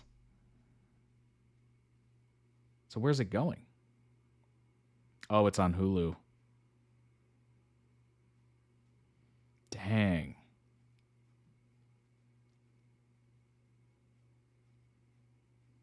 Part of the nostalgia around the show is watching it on Netflix. You know, yeah.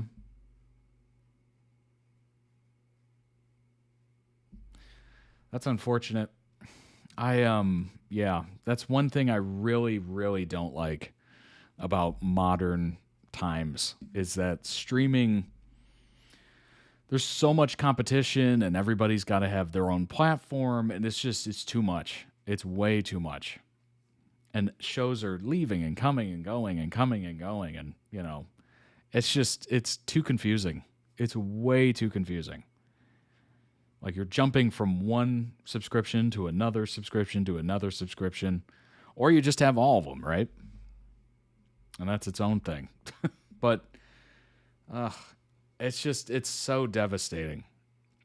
There was like a moment in time there where Netflix was like the king, just the most perfect thing. It was the perfect off-ramp of cable television and having a cable package which cost crazy amounts of money to getting a Netflix subscription and having access to everything.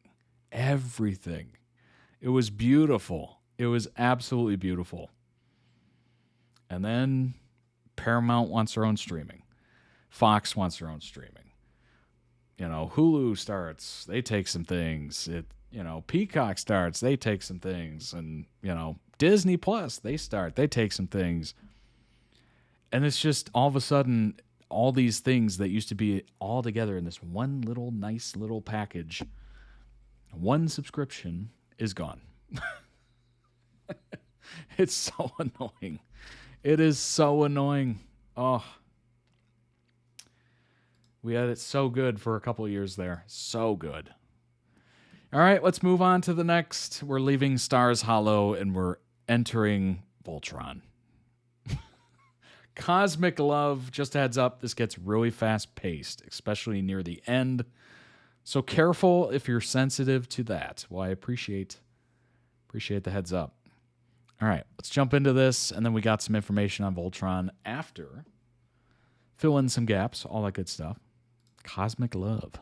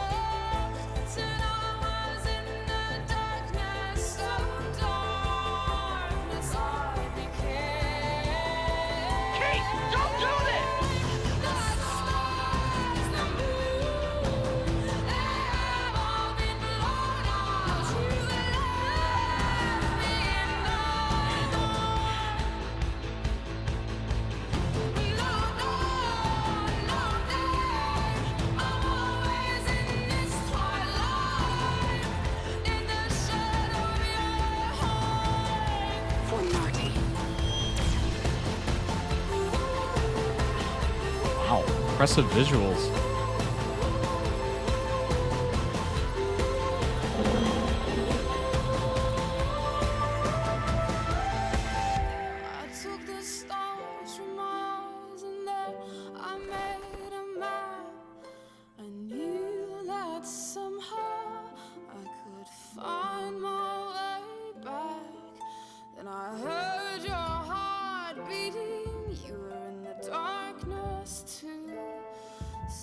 stayed in the darkness with you.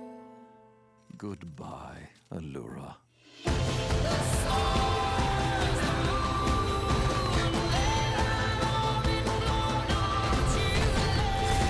And the writers also worked on Avatar: Last Airbender. Nice.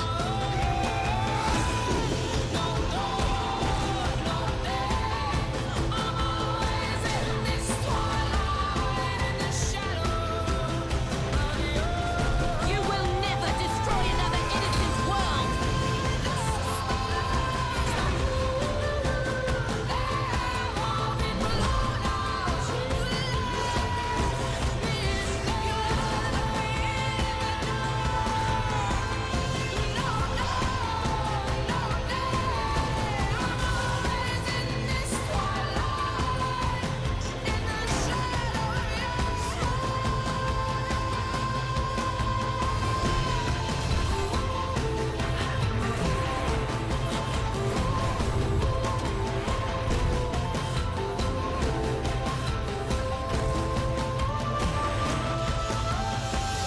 We must fight and keep fighting until we defeat Zarkon. It is our destiny. Voltron is the universe's only hope. We are the universe's only hope. Something tells me that you're gonna have your own crew someday, and you're gonna fly with them to worlds so far away we can't even imagine. I bet my bottom dollar you're gonna be part of something that makes the whole universe sit up and take notice. Whoa. Whoa. Whoa. Shane Hollander. Shane Hollander sighting. Link down below in the video description for the original video. Go throw that some much deserved love. Florence and the Machine. Great song choice, by the way. Excellent. Excellent. Excellent. Wow. That was high energy and it looked awesome. It looked really amazing. I'm trying to not say what I want to say. It looked great. It really did. Holy crap. All right, let's bring up some information, learn a little bit about it, because I have no idea. I've never seen it before. Voltron Legendary Defender. It's produced by DreamWorks. Animated mecha television series. DreamWorks Animation Television. Oh, it's made for Netflix. Interesting.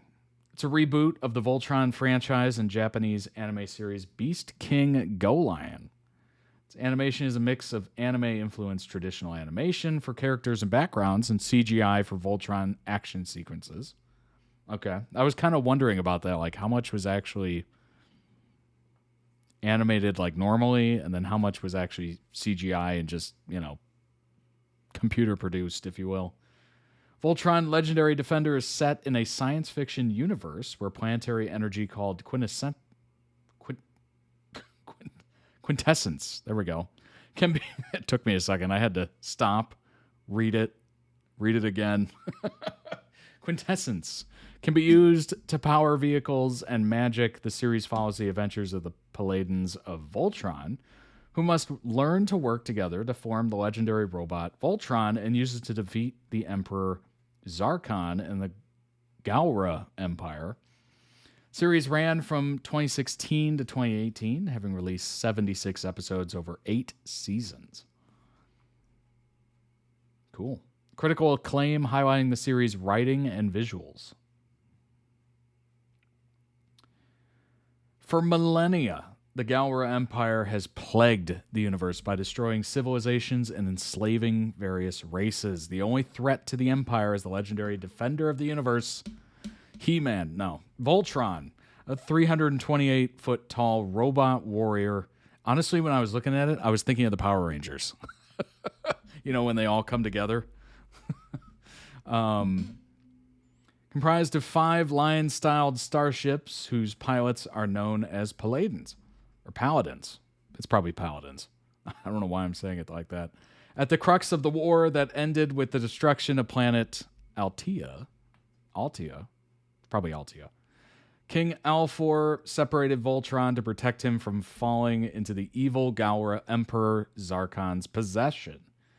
King Alfor sent the Voltron lions across the universe to different locations to hide them from Emperor Zarkon. Princess Allura, Alfor's royal advisor, Corin, and the Altian Castle of Lions, there we go. Took me a second. Were hidden on planet Eris along with the Black Lion. In the present, the Galra Empire's path of conquest and search for Voltron has led to the Earth's solar system. A group of space pilots, Shiro, Keith, Lance, Pidge, and Hunk, discover the Blue Lion and immediately get swept up into the Galran War. They meet Princess Allura, become the new paladins, and reunite the five lions to form Voltron, beginning their fight to liberate the universe from the Galra Empire. What's up, Rockstar? Welcome in. Got some recognizable voice actors in there, too. Ray's Darby as, from Our Flag Means Death, yes. And Stephen Yeun from The Walking Dead, oh yeah. Glenn. R.I.P. Glenn. Essentially, 5 pilots get chosen by 5 sentient space warships, the Lions, and all 5 ships combine into one big badass robot. Right. Voltron, this is so nostalgic. That's awesome. Very, very cool.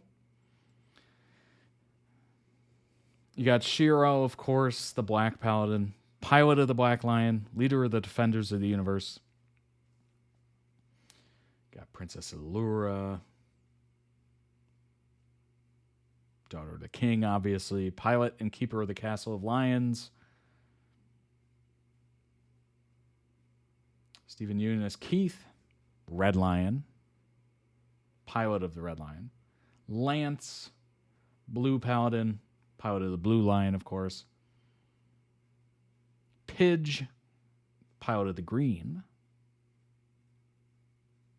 Disguised herself as a boy to get into the Galaxy Garrison Academy to find out what happened to her father and brother who disappeared whilst on the same scientific mission that Shiro was captured. We got Hunk, the Yellow Lion. Rhys Darby, Royal Advisor.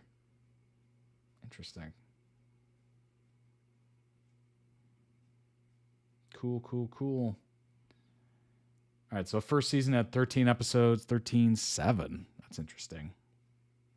Oh, they were split up as season 2.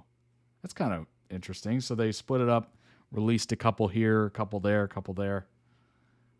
Huh.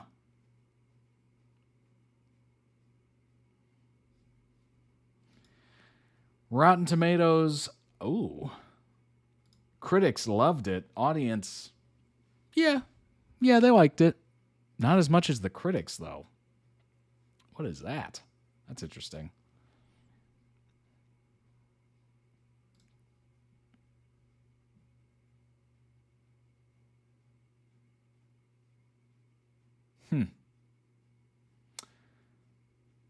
Let's see. This is probably easier to read. So the critics' reception on Rotten Tomatoes, 100% season 1, 100%, 80, little dip in season 4. 100%, 86 for the last season. Honors its source material with beautifully expressive animation, impactful action.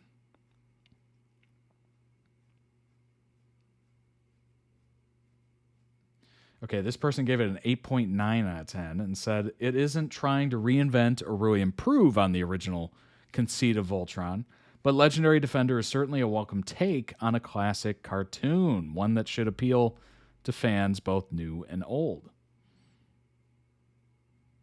Somebody said it has a perfect score. Writing seriously, you won't be disappointed. It's something special that doesn't come around often in television. In reviewing the final season, somebody at IGN wrote, minor storytelling quibbles aside, final season of Voltron Legendary Defender captures pretty much everything that has made the series great. The action scenes are fantastic. Story combines humor and character drama better than any season before it.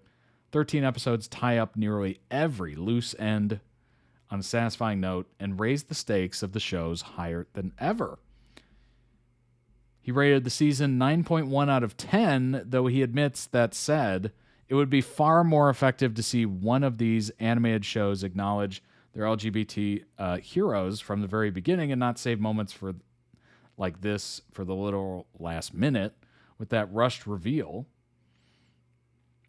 Voltron relies too much on the audience's affection for Shiro to give the moment resonance, rather than earning an emotional response for its storytelling. Final season of Voltron rarely stumbles. The same can be said of the series' story overall. Honestly, the only shortcoming in the storytelling has to do with the way the narrative has handled romantic relationships. Trend continues here. Overall, Season 8 manages to do seemingly impossible by ramping up the stakes to the utmost, delivering the most powerful emotional resonance between our heroes and villains yet, and wrapping up everything in a tearful, bittersweet, fully satisfying way. It's not perfect, but it's as close to perfection as we're going to get. There you go. Interesting.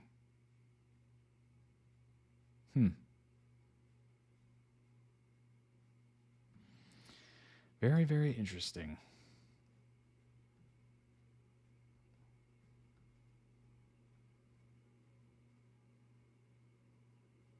I was seeing if any of the faces look familiar. Obviously, I know Reese Darby. Why did Netflix remove Voltron Legendary Defender? Interesting.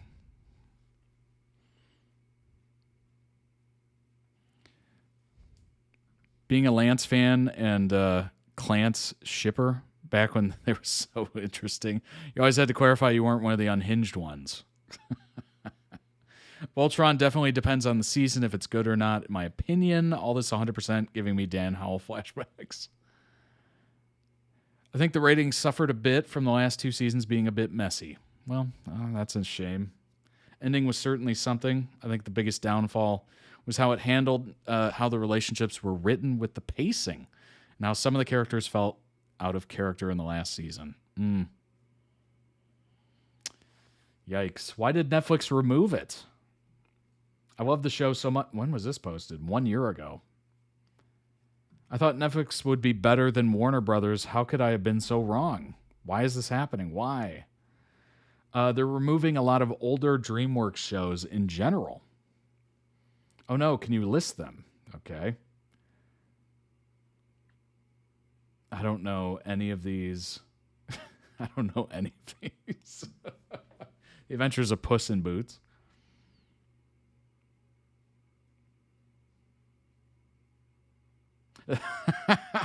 If they come for She-Ra, I swear to God.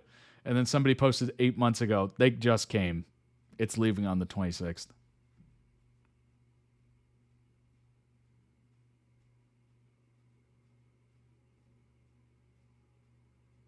Probably be on Peacock. Yeah, probably. I literally just said this. About Gilmore Girls. The sheer amount of streaming platforms ruined streaming. Because now you have to have 15 different subscriptions to see everything you want to see. That used to all be on Netflix. Ugh, it is so gross.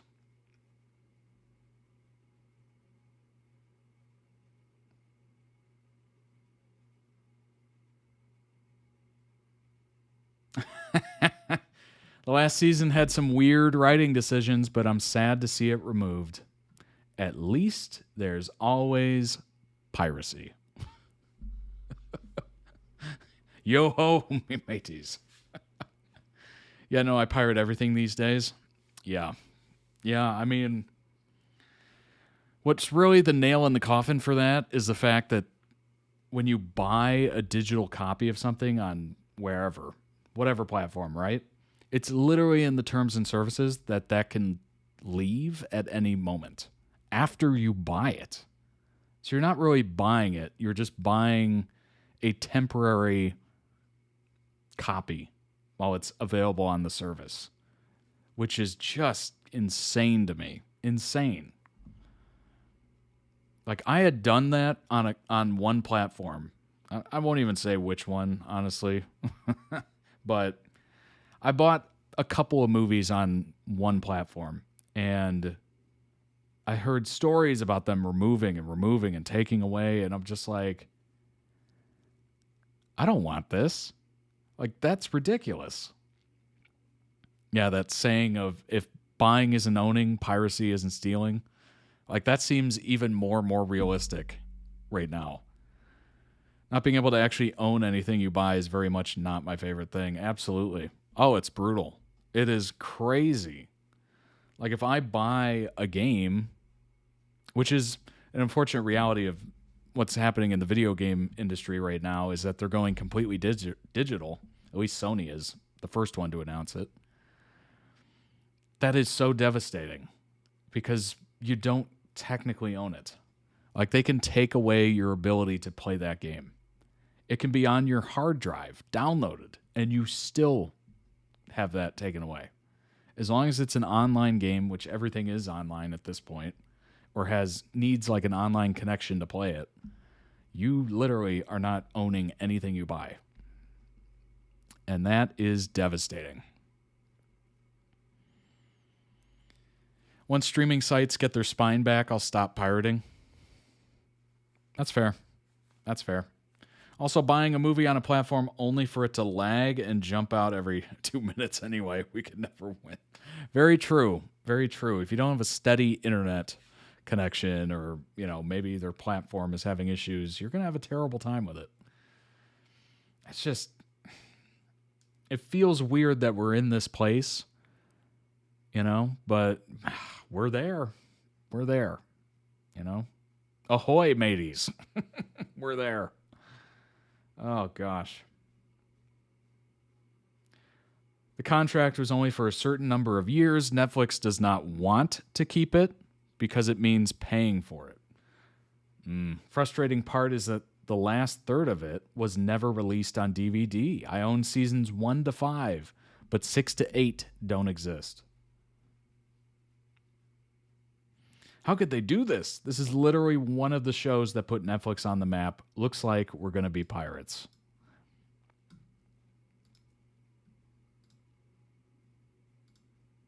I honestly think I would love to do a survey, but it's also one of those surveys you can never technically do. Like, doing a survey of how many people actually pirate content. Even just, you know, one show, one episode, like even a little bit of pirating. Like, how many people are doing that right now? Like, it's got to be huge, right? I feel like it's got to be huge.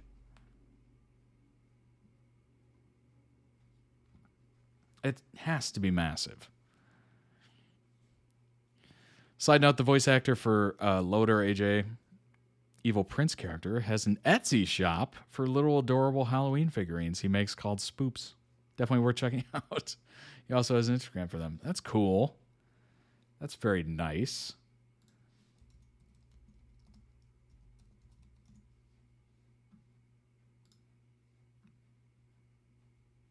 Oh. We talking about this?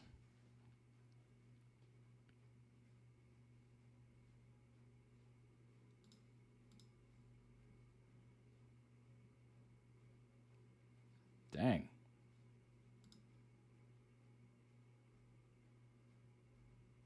That's cool. That's very neat.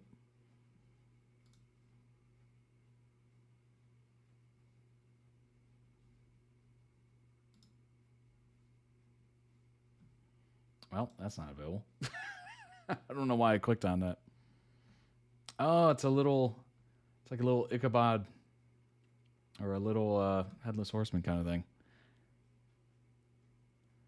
They actually just took Gilmore Girls off of Netflix too, which is crazy because so many people think of Gilmore Girls as a Netflix show. Gave it another life. Yeah, that's the crazy part. Like, they literally made a reboot on Netflix, and now the original show is off Netflix. Like, what? It's so ridiculous. Ugh. You know what I hate about pirating? Is it's so difficult to find good websites. Or like let me rephrase this. If I were to pirate,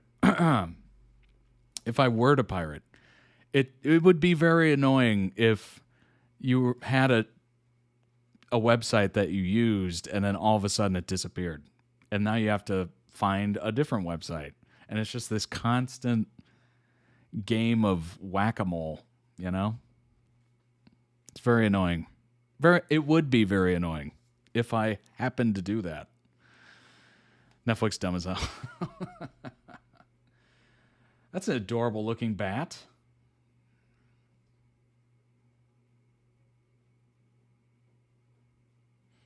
Ah, yes, that's hypothetically annoying as hell. Very true. Very hypothetically annoying. Wink, wink, if I happen to do that. Indeed. Indeed, starry-eyed. You know, if I happen to, it would be extremely, extremely annoying. I wouldn't know, but, you know, I hear things from people who do such things that I don't know very well. Strangers in passing, if you will. All right, let's move on to the next one. From spoops to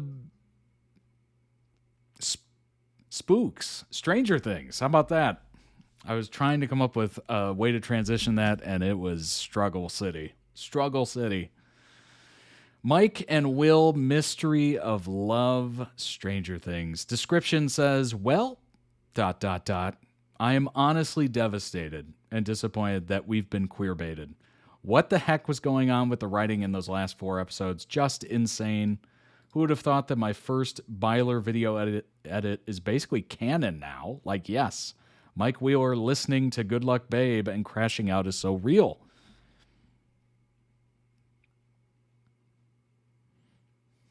All right, let's check it out. Stranger Things are afoot.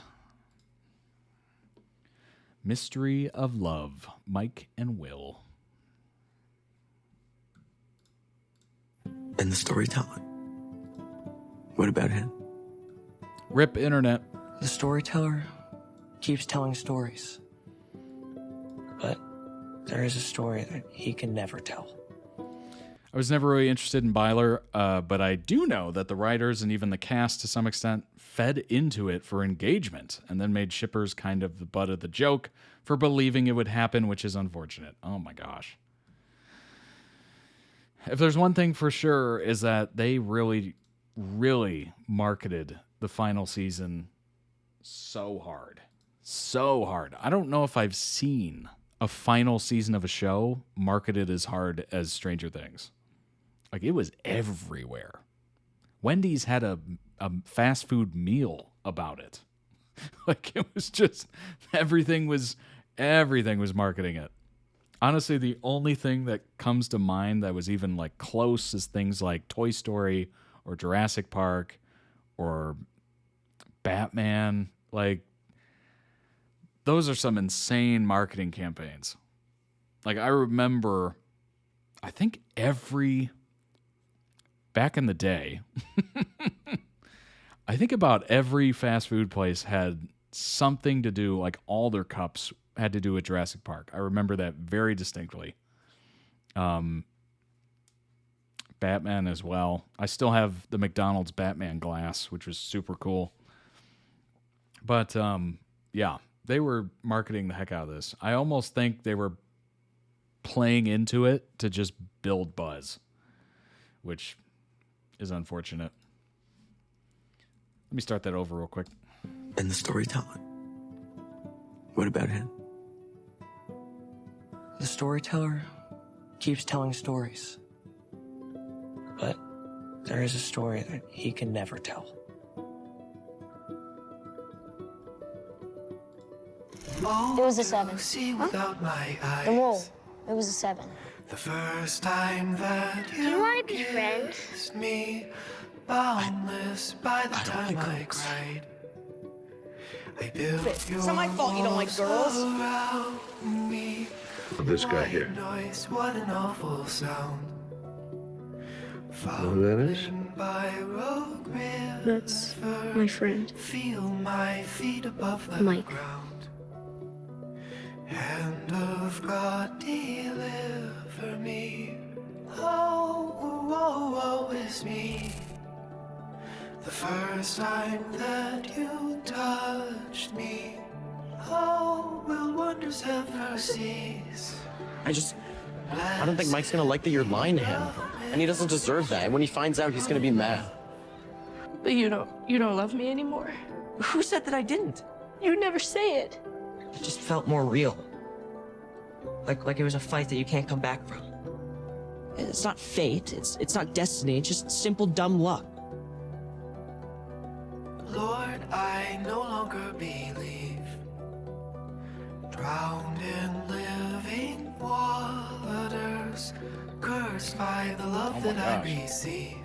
Terrible visuals. From my brother's daughter, like a Hephaestion who died. Alexander's lover. You still think we can be friends? Best friends. Shall I find no other? Oh, woe is me. I'm running like a plover. Now I'm prone to misery. The birthmark on your shoulder reminds me.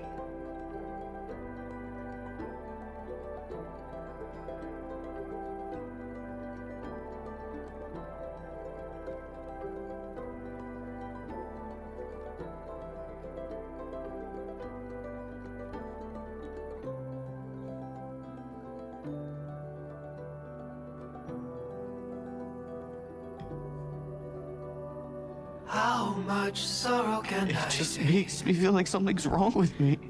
So I push you away, and for the rest of us, we just drift apart more and more and more and more and more until I'm alone. This love is over. Shall I sleep within your bed? River of unhappiness, hold your hands upon my head. Will, what's wrong? Till I breathe my last breath. Oh, woe is me. The last time that you touched me. Oh, will wonders ever cease?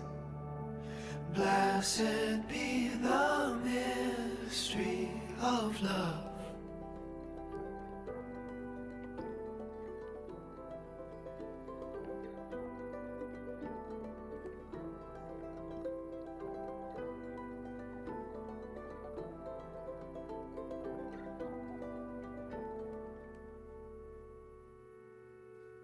Wow, that was a really well put together edit.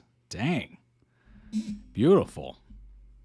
Link down below in video description on YouTube when this gets posted for the original. Go throw it some much deserved love.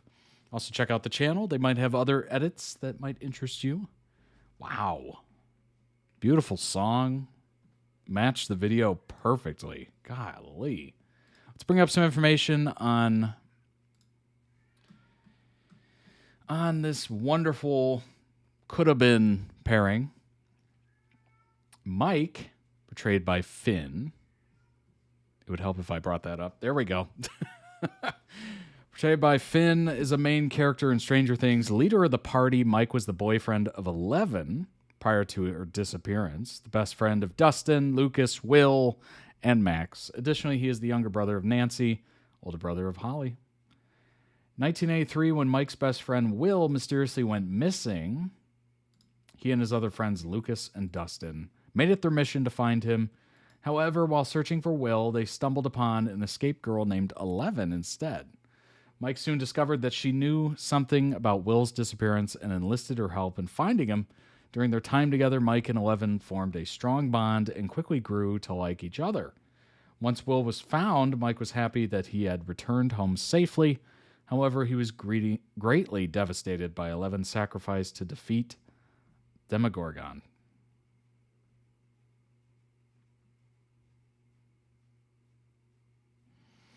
What's interesting about the show is you get to see these kids grow up.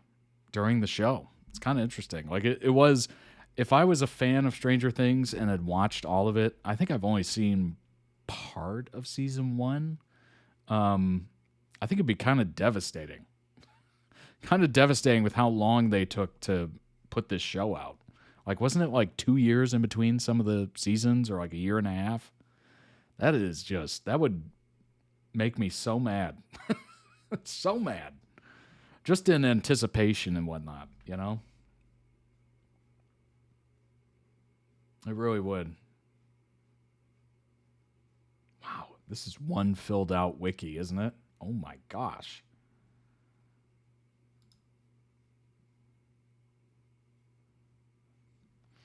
I think what annoys me about the Byler thing is how people claim the writing was the writing to be queerbait when it undermines actual queerbaiting. There's definitely a conversation to be had about the marketing maybe leaning into it too much, where it gave people false expectations, but the writing never indicated that Mike had romantic interest. Not even the wiki. I mean, even the wiki doesn't even mention it, I don't think. I think it's just him and 11, right? Oh, here we go. Maybe it does. Let's see.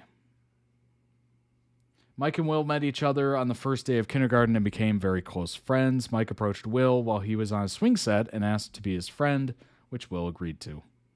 Oh, man. Remember when times were so much simple back then? Oh, it's beautiful. Beautiful. You just walk up to somebody, hey, want to be my friend? Yeah, sure. Okay. Oh, the innocence of youth. Man. Man, oh, man. Let's see if they even mention anything.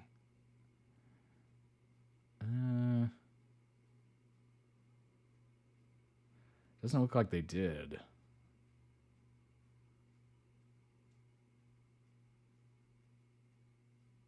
No. Nope.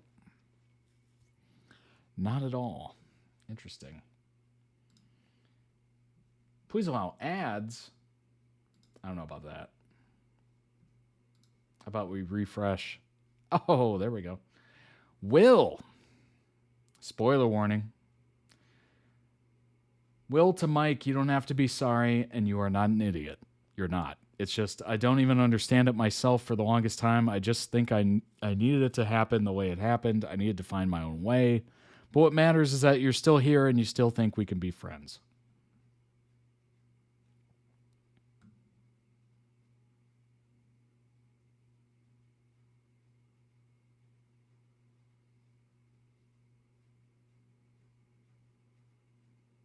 I don't know what I would rather be. Would I rather be one of the friends trying to find Will, or would I rather be Will trying to escape creatures in the Upside Down? I think it'd be much more enjoyable to be someone trying to find somebody, I guess, than to be actively evading and trying not to get caught or killed.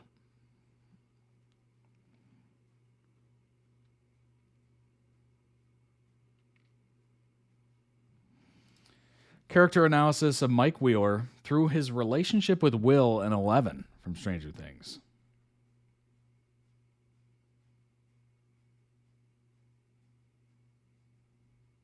I've had Mike Wheeler living in my mind rent-free for the past 3 months. I'm not even exaggerating when I say this. It's been, honest to God, 3 full months. Now that the show's over and we got an ending with a million plot holes and no closure whatsoever, Mike Wheeler has officially moved into rooms of my brain permanently. Started watching Stranger Things in 2021. At that point, only 3 seasons been out. I binge-watched it, fell in love with the show, the characters, the storyline, the character arcs, cast, most of all, the fandom, community it built. It was beautiful, phenomenon. Story was fresh, a culmination of the familiar coming-of-age story, unknown of alternate dimensions and monsters. It was innovative, cliche, if that makes sense.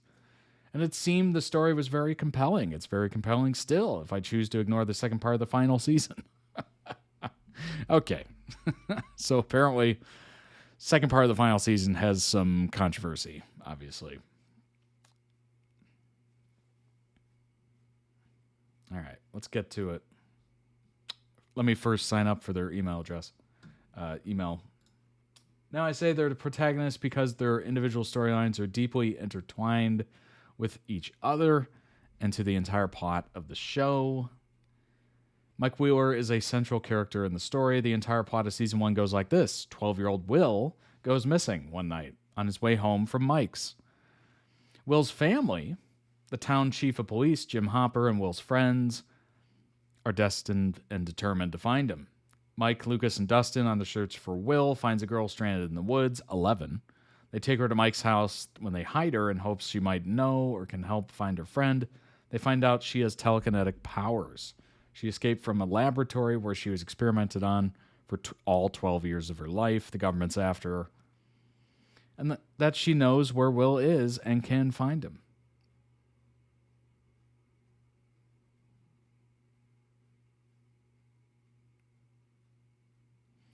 From the get-go, Mike is paired with 11 as her love interest. Mike and Elle's relationship from a romantic lens does not make sense to me, especially after season 3. It's no question that Mike cares deeply about Elle, but if you look at it, Mike has always been that way. He cares deeply for his friends. Him trying to contact Elle when he supposedly died at the end of season 1 is just who he is as a character.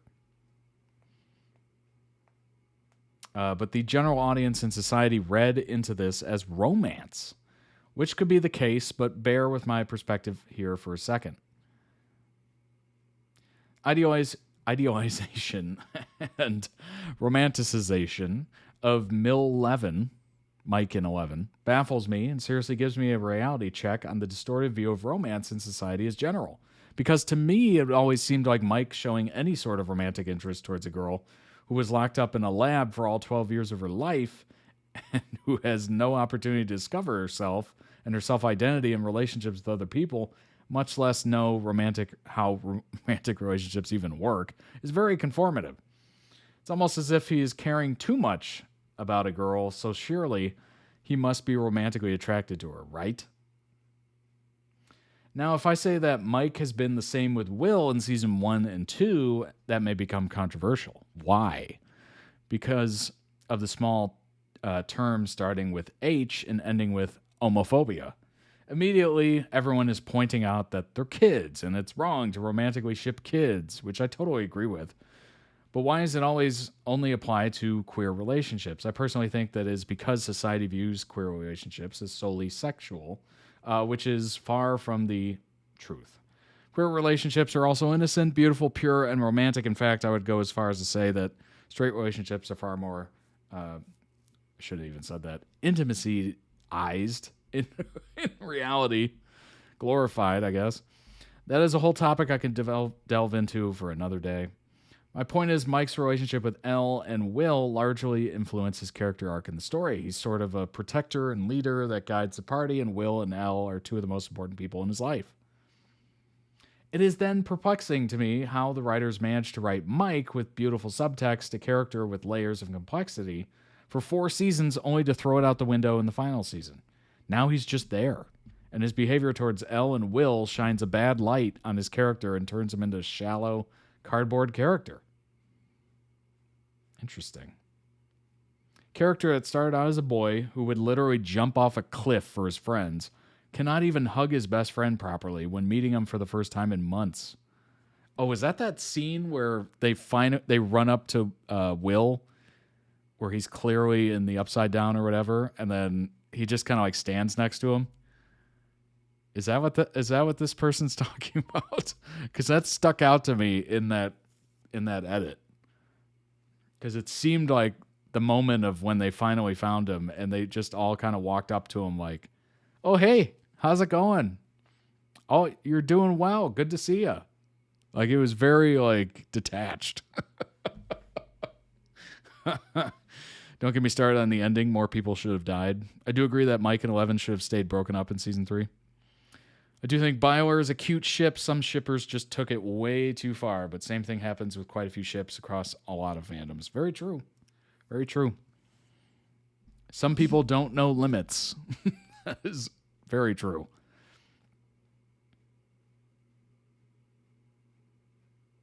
I was really hoping that in season 5 we would have some explanation on the sudden shift in Mike's behavior, that we would finally get to see his perspective, know what is going on in that brain of his, because clearly he has been repressing his emotions and not expressing his feelings for 3 seasons straight.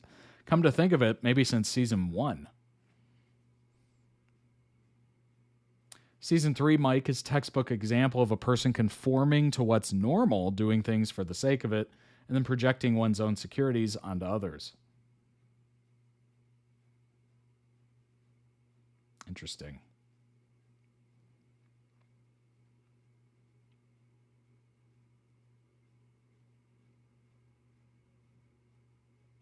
Very interesting.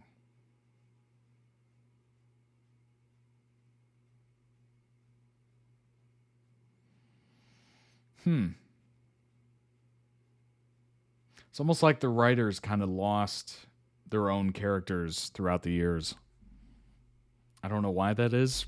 Were new writers being added over time? People left? Or was it just like a time thing? Or maybe they just didn't know what they were doing? Like, I don't know.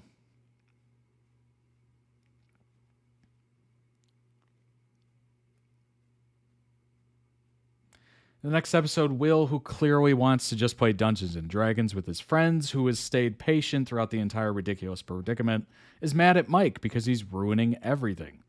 When Mike and Lucas are sulking because their girlfriends dumped their butt, Will tries to lift up their moods by arranging a D&D campaign. He's just trying to be a good friend, but Mike and Lucas are not in the mood.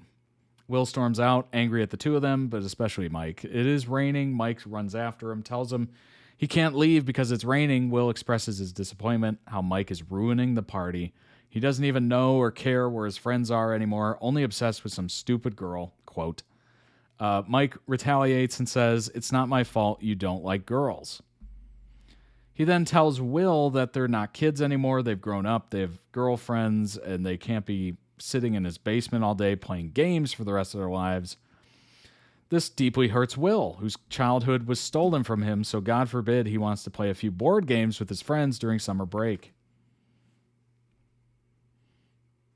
Yeah, that's crazy. That's a weird comment.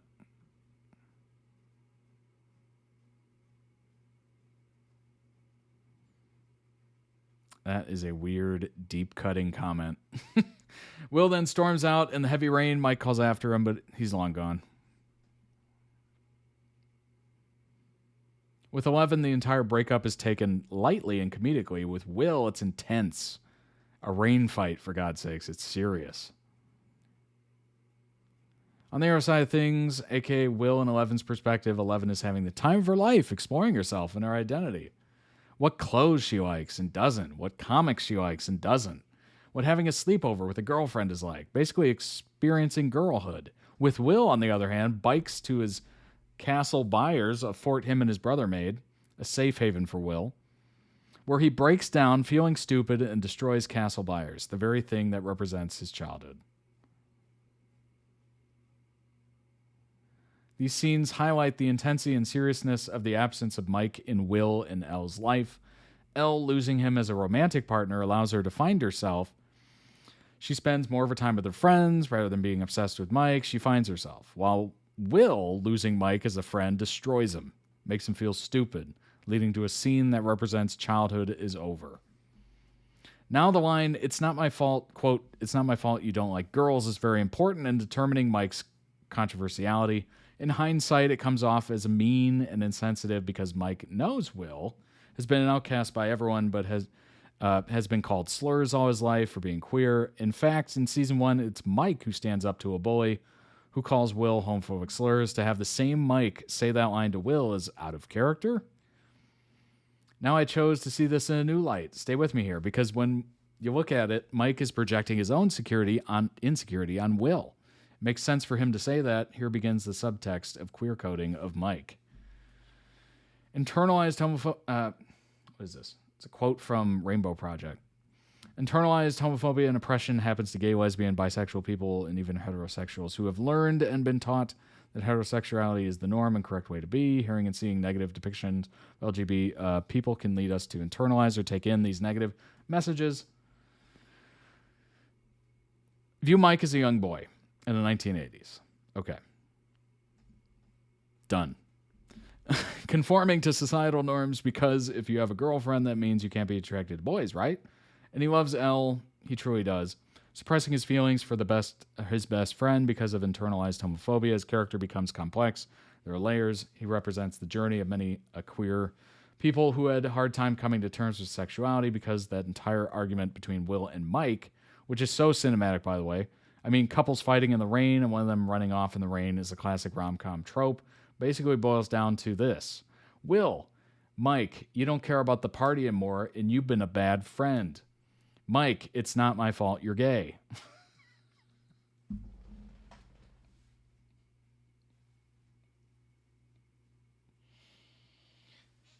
The one line in there that obviously the context of that missing out is Will said to Mike something about being obsessed with, quote, stupid girls.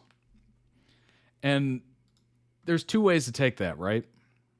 One way is you don't even care about your friends anymore. You're boys. We're here. And you're just, always talking about this girl, and this breakup is, wrecking our boys' night, and we're having good times. I'm trying to play D&D with you all and whatever. Like, that's one way to take it. And the other way, obviously, is he took it the opposite way of like, what is he coming on to me? Like, what? So clearly there's two different ways to take that. And he took it the really wrong way. And obviously made that comment. Same-ish argument takes place in season 4, where Mike points out how Will's been sulking all day and ruining it, even though 11 legit got brutally bullied in front of him. And Will confronts him about being a bad friend, saying they never reached out to Will. Mike's response to this is to emphasize how they're friends were friends. Mike gets defensive. Will calls out Mike for being a bad friend, but Mike's counter-argument is to emphasize they're just friends. Yeah, that's weird. I think that's Mike misreading the situation constantly. And Will just being like, dude, you're being a bad friend. You're being a bad friend. That's crazy.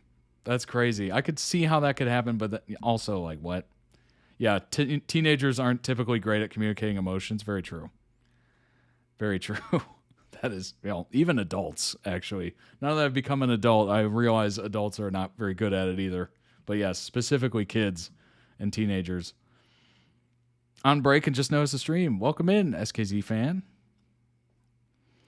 Gonna go hiking with my partner now. Awesome.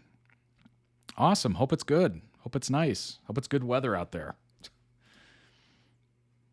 Yeah. Crazy. I think it's okay to show that friendships can go through the same heartbreaks as relationships. Absolutely. Oh my gosh. Have you ever broken up with a friend? That hits. That hits just the same. Like, it's different, obviously, but it hits. And also pointing out the fact that Mike didn't know 11 his entire life. Will and Mike were literally childhood friends. Like, them having this disagreement and fight in the rain would be devastating. It would be absolutely devastating. So I'm not surprised he wrecked the castle. Like, that is brutal. Absolutely brutal. And I have literally no idea how this relationship, like, ended, by the way. She could have been over him for months, weeks. Like, usually that's what happens, right? If somebody's going to initiate a breakup, it's usually not out of the blue. Like, it's not like you wake up one day and you're like, hey, guess what? It ain't working for me. Bye. It's usually over time, over weeks, over months. You start to get, annoyed, and maybe everything they do annoys you. And then you start to fall out of love. And then, you start to realize you're falling out of love. Like, it's a thing. Like, so by the time they've broken up, maybe she's completely detached at that point. Who knows? I don't know. But usually it's one person who's initiating it, and it's usually, they're long gone by that point. Still might hurt, still might sting a little, but, you know, often way more heartbreaking for me at least. Yeah, I think friendship is tough because you know, I think we see relationships as very insular, right? Friendships, just general friendships, like best friends, you see that person as like a life, like a sibling from, you know, another family, basically. You entrust them with everything. Sometimes more things than you would tell somebody you're dating. Like usually, actually. Like they know you better than probably anybody. So that's why, you know, yeah, I totally agree. Heartbreak from, you know, losing a friend and breaking up with a friend might be even way worse than a relationship. The Will scene felt forced because it was forced. This was posted 7 months ago in the Stranger Things subreddit. There's a serious comprehension issue going on with regards to some of the criticisms Volume 2 is receiving. I'm starting to wonder if people watch this show with their eyes closed and their ears covered. Technically, I kind of do. I kind of do. I just take everything at face value, and I never look into anything. Usually, when I'm trying to just enjoy a show and watch it, and just sit on the couch or wherever, and I'm just in it. I just sit there. There's nothing going through my head, and I'm just absorbing everything. Obviously, I'm not one of the people that are critically thinking about literally everything I'm consuming. So sometimes I don't see it coming, like relationships and stuff like that in shows. Like I really don't, which I know might be mind-blowing to some people. The fact that so many people are complaining or confused about Will's coming out scene is so concerningly baffling to me. I've seen so many takes from it unnecessary to why he did it in front of everyone, and I'm really am starting to wonder if I watched a completely different show. We've seen in Volume 1 why Will was able to tap into the Mind Hive. It was because of his self-acceptance about ownership and confidence in himself. Exactly the same reason why he came out at that moment in front of everyone and not just his family and close friends. Vecna had already trapped Will in his mind after he had successfully went into Vecna's mind and helped Max escape. Will explicitly explains that Vecna had used Will's secret and fears to keep him there. The visions of abandonment and rejection are not reality, but they are Will's fear, and Will finally telling everyone his secrets out loud gave him ownership and took power away from Vecna. By laying everything out in the open, Will is taking his power back. He's basically removing the weapon that Vecna would use against him going into the final battle. The reason he says this in front of people he's not close with or even knows doesn't matter. They're about to go to war, and Will isn't another soldier. Alongside Elle, he's a leader. Appreciate it. Appreciate you joining. He's a, where was I?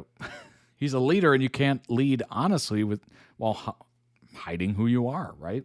You have to be open. In any normal situation, I'm fairly certain Will would prefer not to come out in front of Steve or Murray or freaking Callie, but he has no choice. We have seen how Vecna used his victims' fears and secrets against them in this season and season 4.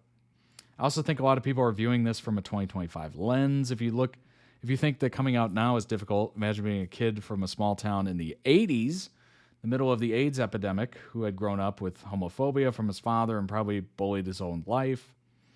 Kid who has used to being called slurs before he even came out. Right. True.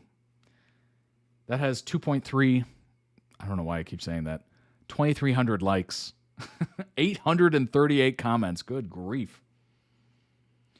Totally agree. Felt that like his ascension to his power was a metaphor for him accepting who he was and not being scared to tell his friends that he's gay. I totally saw that as playing together. You forget Vecna's whole ploy as a character is manipulating people on their weakness or trauma. Will has went through this most of all, but has kept trying to keep away from it, even after tapping into Vecna's powers.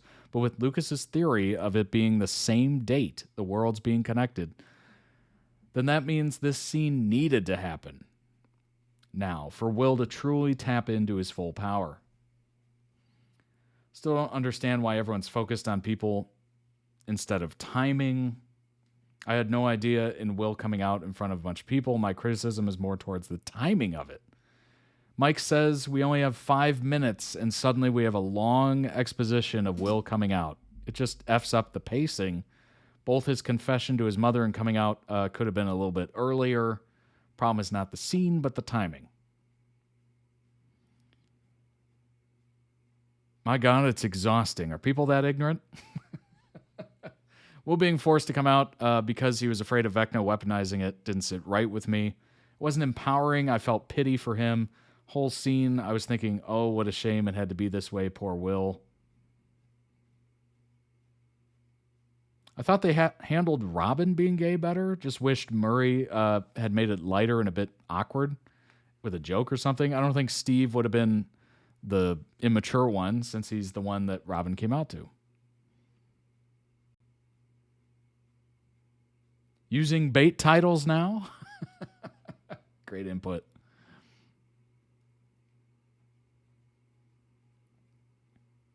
People are forgetting how he targeted other kids with their fears and traumas. Yeah, it seems like everybody's kind of agreeing on, obviously, the Vecna thing and getting rid of it, getting it off his chest so it can't be used against him. I thought it was canon that Will was gay since season 1.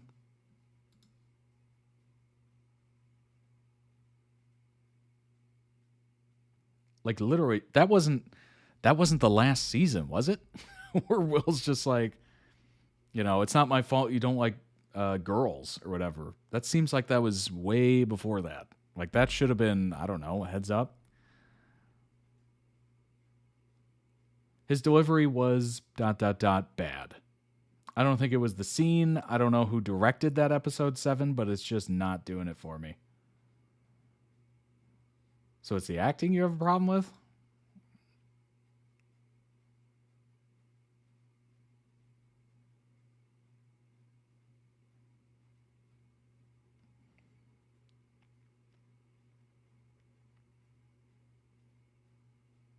Yeah, interesting.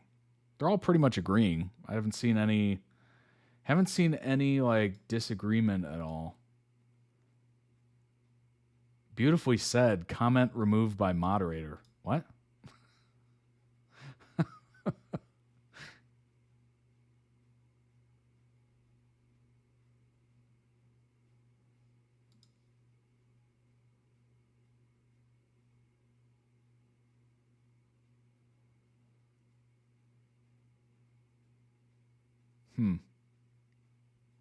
I was honestly looking for someone who didn't agree at all with the OP, but it doesn't look like I can find it. It's just bad writing. The scene was so much out of place. Show is based on relationship and hard friendship. We watched 2 seasons of Will being rescued at all costs, and now we have to believe that somehow Will is scared of being rejected by his family and friends. 80s or not, a lot of people are not buying it, including me. At most, the acceptance speech should have been put at the beginning of episode 5 when Will took confidence in himself. No one truly believed that he was able to take down Vecna alone, and just saying he's still not strong enough would have been a better explanation than introducing the gay kryptonite.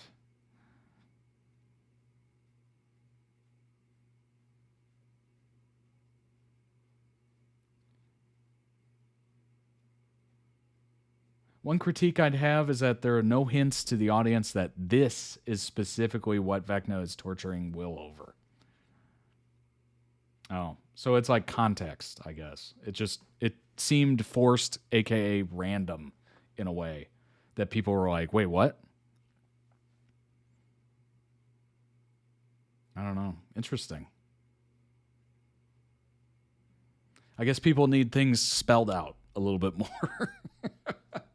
Which is honestly my biggest complaint with a lot of modern movies, is that they explain too much, and they keep doing it.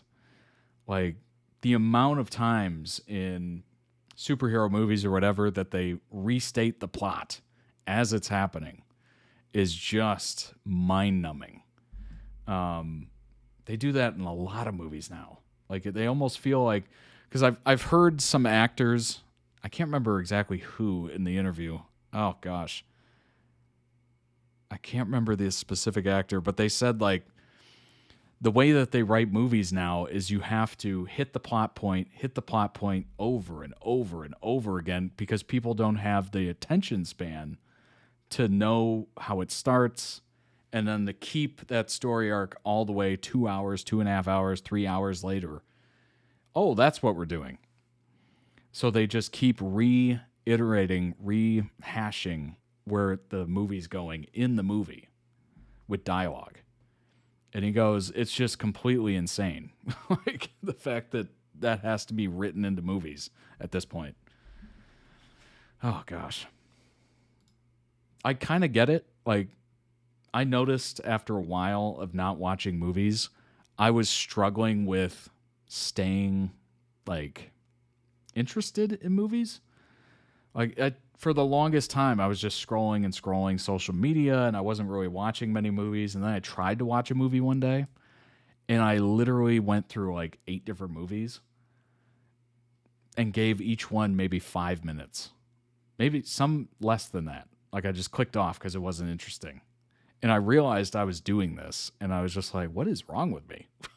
What's happening? Like, why? I picked a movie, and I didn't even give it, like, 30 minutes. Like, that's crazy.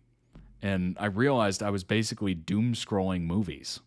Start one, 3 minutes later, exit, find a different one. No, not hitting right. I got to find the one that, you know, is speaking to me. And I did that so many times. It was crazy. All right, let's move on to the last video of the day before you kick off, hopefully, a wonderful weekend. Just as a programming note, if you're watching live, we will be coming back and doing another stream in probably an hour, an hour or two. I'm feeling good. I feel like I can do another one. It's not the last one of the day, though. Well, technically, when this is posted to YouTube, for the people that watch on YouTube, it is. For the people watching live, not so much. Not so much. We have many to do. But if you're a YouTube-only person, this is the last one for the week. I hope you enjoy it. I hope you have a great weekend. What videos are we doing? Honestly, I don't know. I haven't even looked. I usually don't look until... obviously, I pick the schedule at I usually do it during like the first couple days of the month, or maybe before the month, actually. So maybe like last week before. Actually, 2 weeks ago, I guess. I picked the schedule, and then I literally don't look at it until before. So I literally have no idea. No idea. I've been listening to while cleaning. I've never watched Stranger Things and now know a lot more than before. Well, I'm glad. That's why we look at those articles and whatnot. I'm glad you learned a bit. Dan and Phil are dating boys. So we do education indeed. Todd reacts. Education is what we major in. Dan and Phil are dating boys. So this is the last video, wink, wink, of the stream. Hope everybody has a great weekend ahead. Let's go ahead and bring that up and jump in. Back to Heartthrob. Here we go. What are you doing? What's all this? What have you got? I just went out to get some milk. Oh my god. I said I'd be right back. Was that all for the joke? Here I am. Dad is back. Got some oat milk straight from the teat, the oat. Yeah, drink daddy. Straight from the teat of the oat. Hello, Dan and Hi. Phil Games hiatus survivors. We did it. Here we are. We're here. Dan and Phil Games. That's so funny. He went out to get some milk. Oh my gosh. That took me a second. That took me a hot minute. But I got it. First post hiatus vid gaming. Oh my gosh. That would be wild to see that notification. Games is back. The hiatus is over. It's gone. Is it actually back? Is this happening? It doesn't feel. This feels very surreal. Ow! Yeah. It's happening. We are the proof that if you have hope, things will come back. Phil starting beef with Malik on the timeline. Hey, Malik might be Jesus tempted one Christ. day. If you're someone that's like, what the hell is going on in this YouTube channel? Why is everyone screaming about having their inner child healed after 5 years? Yeah. Hi. We're Dan and Phil. This is a gaming channel. You might be wondering, why? Why now? What's going on? Why did they leave us? Why are they back? You may recall I stopped posting because I was gay. A big gay. Sorry. Or because I needed to accept gay. that. This was very serious, Phil. Sorry. I also wanted to discover and express myself outside of the non-stop YouTube for 10 years. Meanwhile, I was just sat here ready to record, like, Good I'm for gay, you. I'm fine, Okay. let's do it. Here we are. We are back again. We are old, gay. I have got no fucks left to give. No, I saw someone say the gaming channel's coming back, except they're old, gay, and Phil can say fuck now, which is a thing. I think I can. I've graduated into This is a philosophical thing. Fuckland. Oh my gosh, he graduated into F-land. It just, it's so touching when you see people move on to bigger and better things, You Oh no. Fair enough, Automod. You've graduated into Fuckland? What school did you go to? Look, what I was saying is, we're older. Just stop speaking. Okay. We're gonna make all the content that you liked before, try Yes. some new things, widen that hole. Yeah, I know we know what you mean. In case you're wondering, we are in the office of our new home where we that sofa bed gone? edit and It is pretty wild. stuff.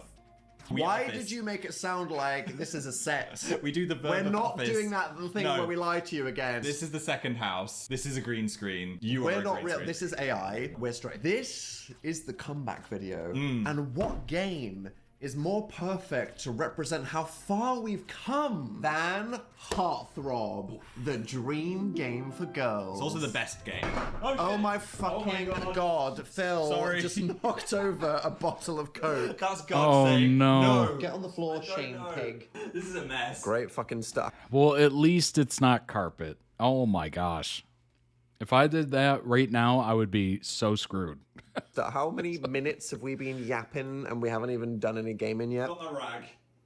Is that a flannel? Is that a face It's the first thing I found. Why am I filming this vertically? I don't know. This is already giving some like weird Cinderella kink. Phil's Essentials, Hey, this Coca-Cola, eye drops, Candles, sellotape. tea This candles. could be the ASMR cleaning channel. Hello. Welcome to Phil Cleans. You've never cleaned a fucking thing in your goddamn I life. clean way more than you. Why is that there? This is a game from 1988 where they wanted girls to choose which guys they would go on a date with. We did this as one of the last videos pre-hiatus back when we were straight. Yeah, and a lot of people have commented, I wish they played this when they were gay. Even though you were was so weird. gay in that video. It was weird.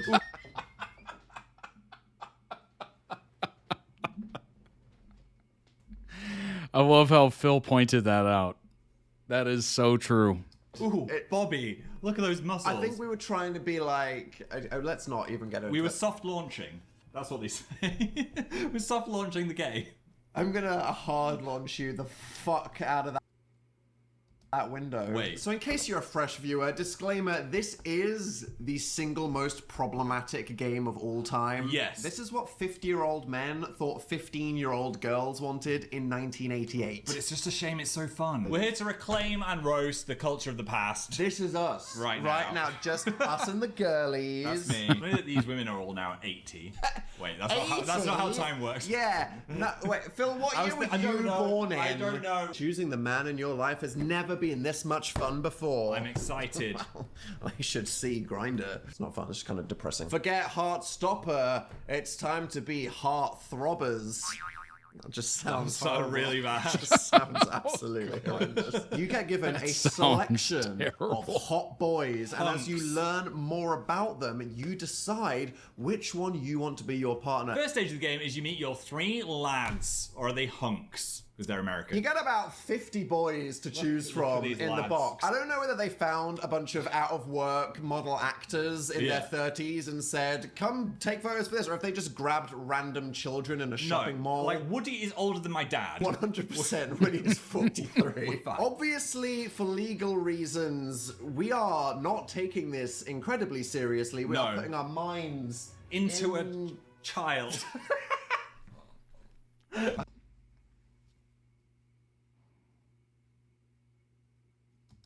I'm sorry that we No, played stop Heartthrob.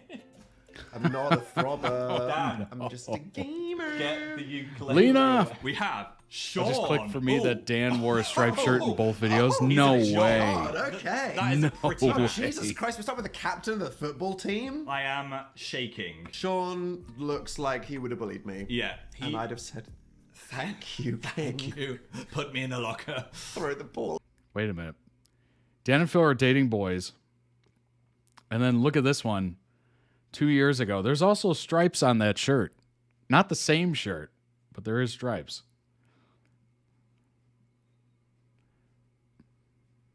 Oh my gosh. Now it's just zooming in way too much. I was trying to see if I could see any other thumbnails. All at my fucking head. Next up. Oh my god. We have Andy. Andy. Oh, What's he saying Jesus he's from? Christ. Florida Gators. Well, not Florida, man. Is he from Florida? What are we working at? We've got the hands on the hips. Florida We've got man. the beige chinos of Florida. I love how Florida man is an internationally known phenomenon. It's just hilarious to me. Florida Gator sweater. Yeah. Those glasses. He looks like Dan and Phil are dating boys. He had your hair when you were that age. Yeah. Last one. Ooh, we got Neil. Oh. He looks like a okay. theater kid. Oh my god, he's mysterious. I think he looks like an artist. He's got the fedora and Looks like Ducky from, what's that called? 16 Candles? He's got an knee out. exposed knee. Oh my god. Forget slutty Victorian ladies Wow. showing ankle. He's got full knee out. Look at that knee flex. Smut! I feel like we've got three distinct pathways here. We've got the sporty guy, the arty guy, and Andy. So the first round, we learn nothing about these people. We are judging them on looks alone, okay? Which is Phil not a also good had to thing. spend We are multiple weeks in passing Florida every summer. judgment Well, on their nice. faces. And I used to each live there round is based on for a couple of years. question that Okay. they come up Florida is and also the ask state you. Phil is most familiar with. His family used to vacation there basically every year. Nice. Probably was around where I was living, actually. Yes. And the Right around first question Disney. is, would you like to dance? Do I really have to write this down? I mean, there's only one. We're going to use the paper that was Fine. provided, right? So Okay. I'm going to write my name. I just wrote my name was Dan. Dan. Okay, good start. This is actually tough. It is. I think the heartthrob that you want to dance with Yeah.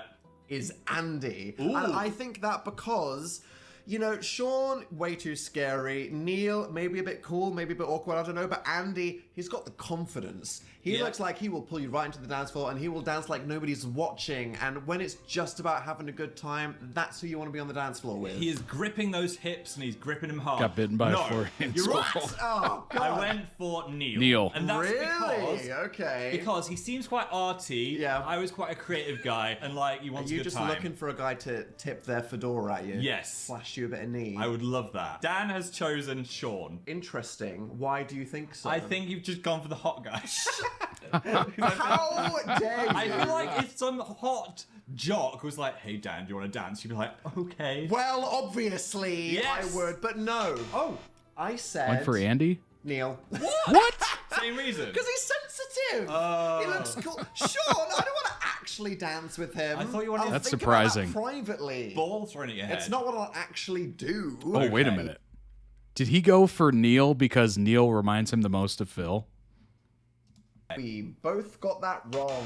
Before the next question, we're going to learn some things about our laddies. Here in this yellow stack is a bombshell fact that's going to change everything. So Sean, He's a Chad. He's got the ball. but he's nicknamed Mr. Know-It-All. Oh God. So he's a clever. mansplainer. Oh no. Oh, we don't like I that. thought that might have been a good thing. It's like, all right, Sean, We get it. You know how to throw things and to calculate the velocity of the things that you're throwing. But also, he hopes to win the True. world record for the longest kiss. Oh, Okay. wow. Is that a bit much? He's got a lot of confidence, this guy. He must need a lot of saliva for that. That's not a good thing. No. It doesn't seem comfortable. I think I'd zone out while kissing them and try and eat their tongue if I got hungry. I'd just be like, what the hell? You know what I mean? No. If it's been going on for 9 hours. No one knows what you mean. And now Andy. Look, Okay. we've been memeing him slightly, but don't fret. Unmeme because him. did you know he is the class clown? There you go. Like, that checks That- out. that However, checks. he wants to write romantic novels. Oh my god, he's a Oh. Wattpadder. Oh my god. He's a Got out a fountain pen and wrote the first ever milk fic. Oh, sorry, I regret Jesus, it. I regret Phil. it. Oh god. Right, stand up. Let's do Neil. Sorry. I'm sorry. I forgot! Oh my god. See, I think this is a bit of a plot twist right here, because on paper it seemed like Sean was the... You got a hair on your face. Hat boy. What do we think's hiding under that hat? An exposed brain. A little mouse that controls all his actions. Is the only boy in the synchronized swimming team. Lord of the Milk Fix? I do I not. feel like that means he's fit, but Mate, also yes, is he there yeah. just to get the ladies? I cannot decide if that is the weirdest red flag It is a ever, bit- or if it's That a power might be. move. It's a beige flag, but he might look good in those Speedos. It's a blue flag. And Come on, Neil. wants to farm pigs. That's very specific. What? Maybe you could make swimming pigs and have a synchronized pig swimming team. What is Neil? I don't What know. is Neil? What This is you, Neil? This is a lot. Now, with this new information we've learned about the lads, it is time for the second question. Will you go to a party with me on Saturday night? So this is different to Dan. It's gotta be This is Andy, going to the right? party. You're gonna go hang out with set of them skills. for a whole evening. Class People are gonna clown, see that's who you in would want to public. party with. This is a hard launch. Yeah. Dark Horse, I think you chose Neil. Because at a party, I don't think you want to be in the lounge with everyone because you're a bit introverted. So I think Okay. you're more of a kitchen guy, which That- is where that is fact. you would That is find absolute Neil facts. next to the snacks talking about his pigs. Talking about that pepperami. That hog. Oh gosh. Chatting about his Oh, hog. this is I'm so sorry. Is this video gonna be like, yeah, what are Dan and Phil gonna post on this channel in 2023? I love this energy. Or are they gonna go, no, absolutely. this scared me. No way. It repulsed me. Phil, you are absolutely goddamn right. Yes! I chose Neil. He's got the kitchen energy. Yes. You know what I mean? That's what I thought. Find me. Buy the potatoes in the bowl, okay? Yeah. You're talking about being introvert though. We went to a party the other day. We Yeah, actually we go socialized. out occasionally. Oh, You wow. played the bongos, an underground nightclub at 3 a.m. I did. Who Yeah. at the moment I was like, who am I? I don't do this. That guy hit on you That as well. guy did not He did. hit on He was me. like, An who makes their incredibly shoes? high fashion gay came up to me and was like, "Where'd you get your shoes? Did you make them?" I'm like, Do you make them? "Who Make makes them? their Lego? shoes? Who do you think I am?" How do you build a Did you shoe? I'm like, make no, them? I got Weird them off question. the internet. Now, Phil, for those exact reasons, except I feel like you also like a That's one of those questions in the public that I would not know how to handle. Did you make your shoes? I think I would just freeze. I don't know what I would say to that. a bizarre anecdote, Yeah. such as a synchronized swimming moment. I thought you also went for Neil. Well, you would be wrong. Andy. What? I went for Andy because You, Philip, Listen. Michael, Lester. listen, class clown is annoying at school. You might not want to date them, but they're always fun at a party. Well, Yeah. I'm surprised. I think you're a sellout. None for me. Whatever. It's time for the orange and purple piles. This is where things get spicy. We're learning about kinks. We're learning about twinks. We're learning about No, a this sphinx. is not going about any of those things. Johnny boy. Know-it-all wants to have the longest kiss ever, Oh. and also has a pet boa constrictor In his pants. I hope that. Okay, Phil, you didn't sorry. need to say it. I'm You sorry. didn't need to say. You made it day class A. I should have been You know what De I mean? classe. on.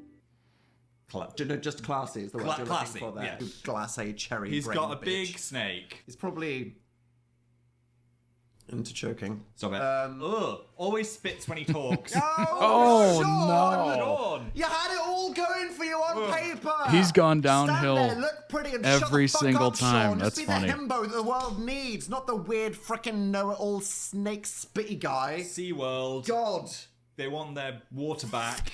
He spits when he talks and he kisses. He's funny. He's romantic, but he also claims to have kissed half the girls in school twice. That's a claim. Okay. Everyone's got one of those friends at school that's like, yeah, I had sex when they were like 14. And you're like, okay. While the last thing we're going to learn about him is he scuba dives for sunken treasure. Wow. That's Florida man. Who wrote this shit? What is he doing? Sounds Bring shiny dangerous. things, shiny potentially cursed trinkets he could recover for you. And lastly, we got Neil. He's a swimming pig lover, and also he never studies but passes every exam. Ooh. Oh. Wow. Oh. Oh my. Wow, Okay. those people always wound me up so much because I had to study so hard. And he looks like he could be a On one young Guy point, Fieri. Intelligent is sexy. On the other side, like, shut up. All right. You know what I mean? Calm True. down, Megamind. And he gets at least one detention a week. He's a bad boy. Who are you, That is a mix and a half. He contains multiverses. That's what's hidden under that hat. Just untold depth. Untapped power. Oh my god, he's got 2 ripped knees. Fucking put it away. Those knees are out. He's got 2 ripped He's got 2 ripped knees. The final His and most knees. important question. We're not just judging them for a dance. We're not just taking them to one party. No. The final question is, this person come up to you and says, Do you want to be my girlfriend? Sean, spitty snake, know-it-all kisser. Andy is the scuba diving clown that writes fanfic on the side. And Neil is just an unknowable He's a goddamn mess. enigma wrapped in a riddle. And They're both going to pick Neil. This is hard. I feel like all of them have had severe plot twists right now. I know I'm in the lead, but I don't want to end on a draw, so I'm going to really try and get in your head. You're using the fun pen and you haven't talked about it once. I haven't. Look at this. Wait. Oh just yeah, cover look it up. Look at this, Phil says, covering the whole thing with sand. Look it. Will you be my girlfriend? 14 years of friendship. Do we even Phil, know each you got other? to Phil, move it back from I the think camera. that after all of this, The energy of this video is You so went for energetic and Andy. wild. You can tell they're excited to be back. Andy. True. Well done.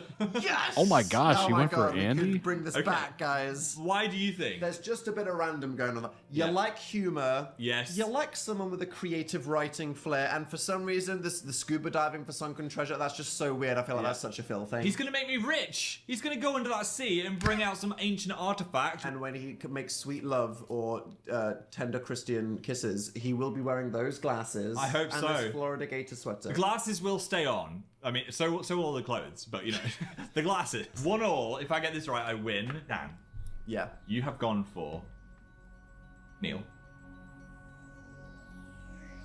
I went for Neil. Yes! God damn it. I knew it. You cannot handle when people are mysterious. You're like, oh my god, they're so mysterious. Oh my God, you're so right. Oh, I like a mystery. Who is he? I feel like in the Dan pie chart of crushes, you've got fit guy, Yeah. you've got mysterious, Yeah. bad boy. Yeah. I mean, he wants to farm pigs. Do you want to be one of his little pigs? If you know Little what I mean. piglet. Oink. I just want to be one of Neil's little piggies. No. Fandy. Deal. Fandy. Hashtag Fandy. Or Nan. That's much Yeah. worse. Not Nan. I love my Sean, Nan. get in the Fuck off! bin. Fuck off. Fuck off. That was a lot. See what I'm talking about? Look, everything about this is just not where society should be heading, and No. yet it is such a good game. It's such a good game. Wait, we forgot. Oh my.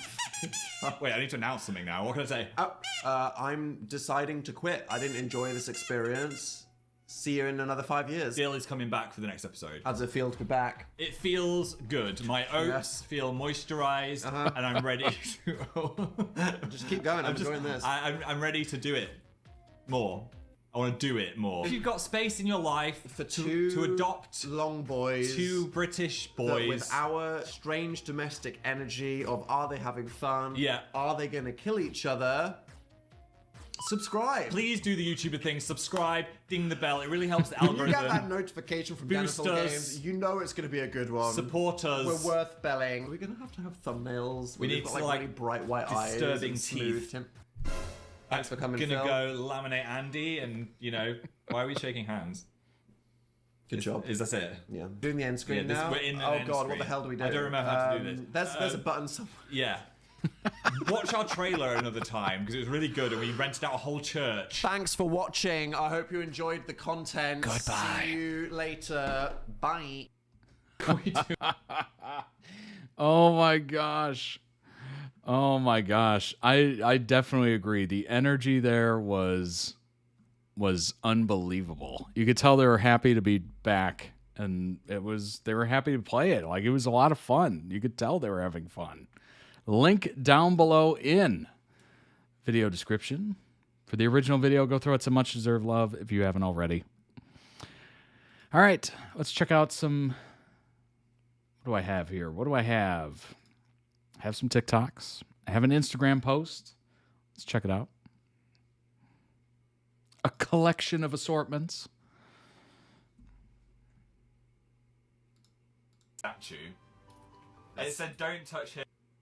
I once touched a fertility statue. It said, "Don't touch here unless you want to get pregnant or something." Really? Oh, dang it. I once touched a fertility statue. Scrolled. It said, "Don't touch here unless you want to get pregnant or something." Really? Did you get pregnant? Yes. That's a story for another video. I once touched a fertility statue. It said, "Don't touch here unless you..." That's funny. What? What is this photo? What even is that? Oh my gosh. Oh gosh. Marriage. Has given up on this marriage, what? Marriage.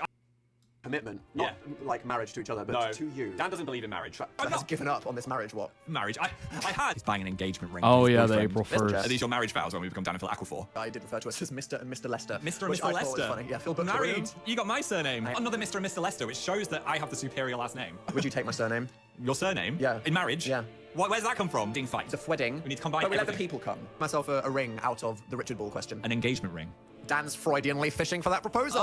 If you were to propose to me, what gem would you get? A more colourful crystal. An actual wedding ring for your spouse. Would you buy me a 96 engagement ring this Valentine's weekend? I don't think you would appreciate that. You don't like No. jewellery. What would I get? I would get you a Haribo gummy ring. I think that's the most romantic thing, you know. You'd eat it and then forget about the whole proposal 2 seconds later. Sounds great. Commitment. Not like marriage to each other. Every time they mention marriage post hard launch. Oh my gosh. Number one, it's been a lot. It's been a lot. That is For his boyfriend. Are these your marriage vows when we become Dan and Phil Aquafor? I did refer to us as I like Dan Lester. Phil Howell. I don't know. Which one sounds better? Which one sounds better? Dan and Phil Aquafor. Everyone thinks this means they're going to get married. Good. Think they just like taking the... Yeah, probably. Honestly. Halter. There you go. Put it together. Put it together just like Dill. Mr. Games. Mr. and Mr. Games. Oh my gosh. That's a good one. I like it. I like it indeed.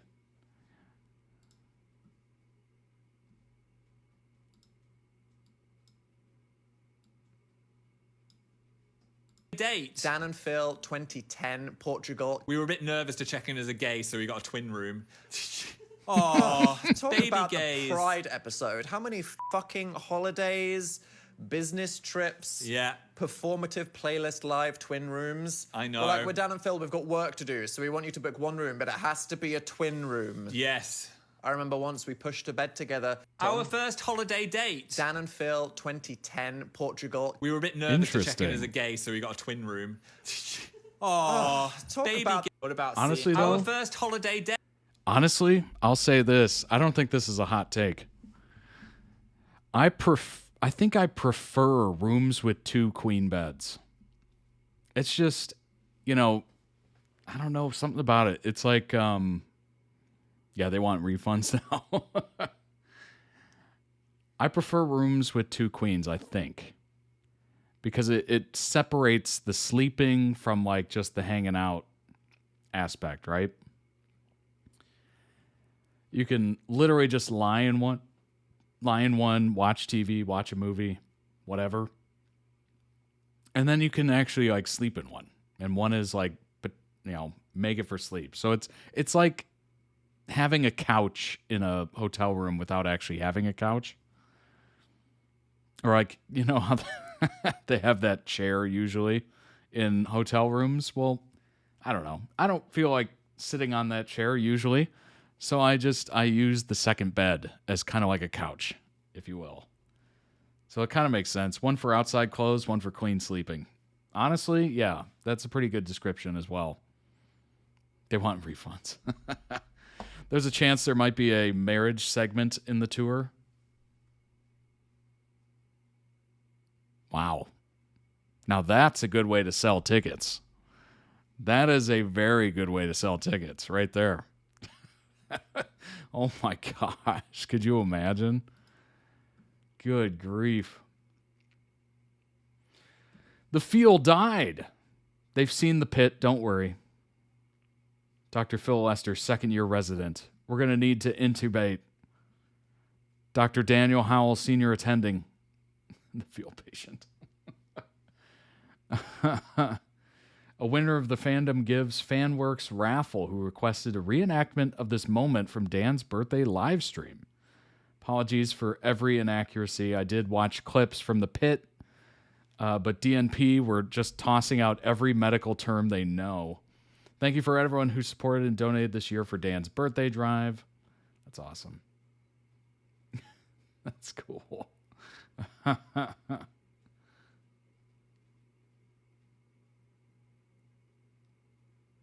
You missed that you could have put airflow with a PH.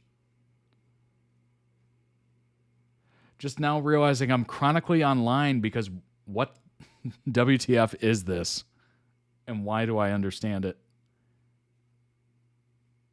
My niche. My niche.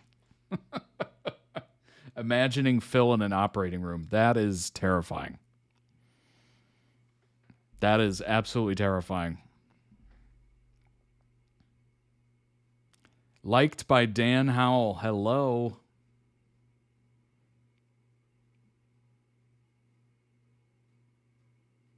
That's funny. Not the feel. Not the poor feel. Oh my gosh. Amazing. Amazing as always. Yeah, you could definitely tell the energy was there. I'm not surprised. Taking that much time off, obviously Phil was still doing some content, and they were doing content here and there kind of thing, but the first Games Channel video in a couple of years, yeah, that would be exhilarating. Exhilarating, for sure. Knowing that, you know, you're in a good spot, you're in a good place, you're ready to come back, you're ready to do it. I can only imagine, I mean, doing that much content over a decade or so, like that is a lot. That is an absolute ton of work.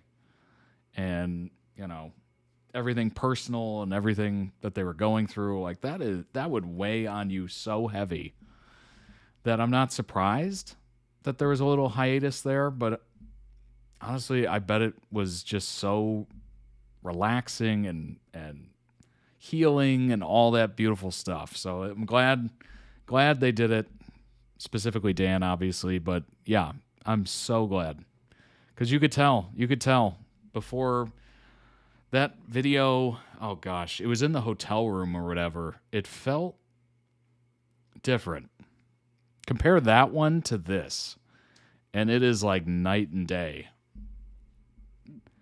It's not like blatantly obvious, but it's there. It's there. It's pretty interesting how we can kind of pick up on things like that. And, you know, it's not easy, but oh, man. I can only imagine. I mean, obviously, they were going through a lot and the whole, you know, sexuality thing, plus the relationship, plus dealing with fame and, you know, people showing up to their house and you know, worried about people seeing them check into the same hotel room and worried about people seeing them hold hands or whatever. Like oh my gosh, I can't even imagine. Like my brain is tired just even thinking about trying to keep up that. Like that would be so difficult. Listening at the door of hotel rooms, yeah. Oh my gosh. Ooh.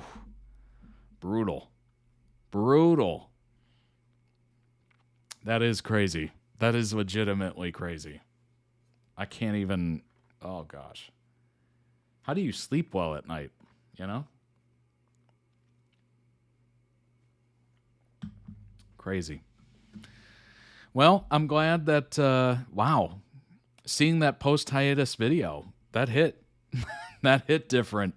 The energy was through the roof. They were happy, they were smiling, they were laughing. Like, it was just, what would I compare that to? It's just peak. It's absolute peak. It really is. Beautiful. Beautiful video. I hope you all enjoyed that as much as I did.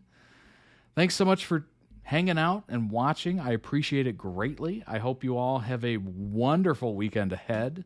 Follow if you want to watch live on Twitch. Subscribe if you want to check out more videos later on the YouTube. I appreciate it greatly. Free and easy way to support the channel. And hopefully the algorithm recommends you the videos. I don't have any control on that.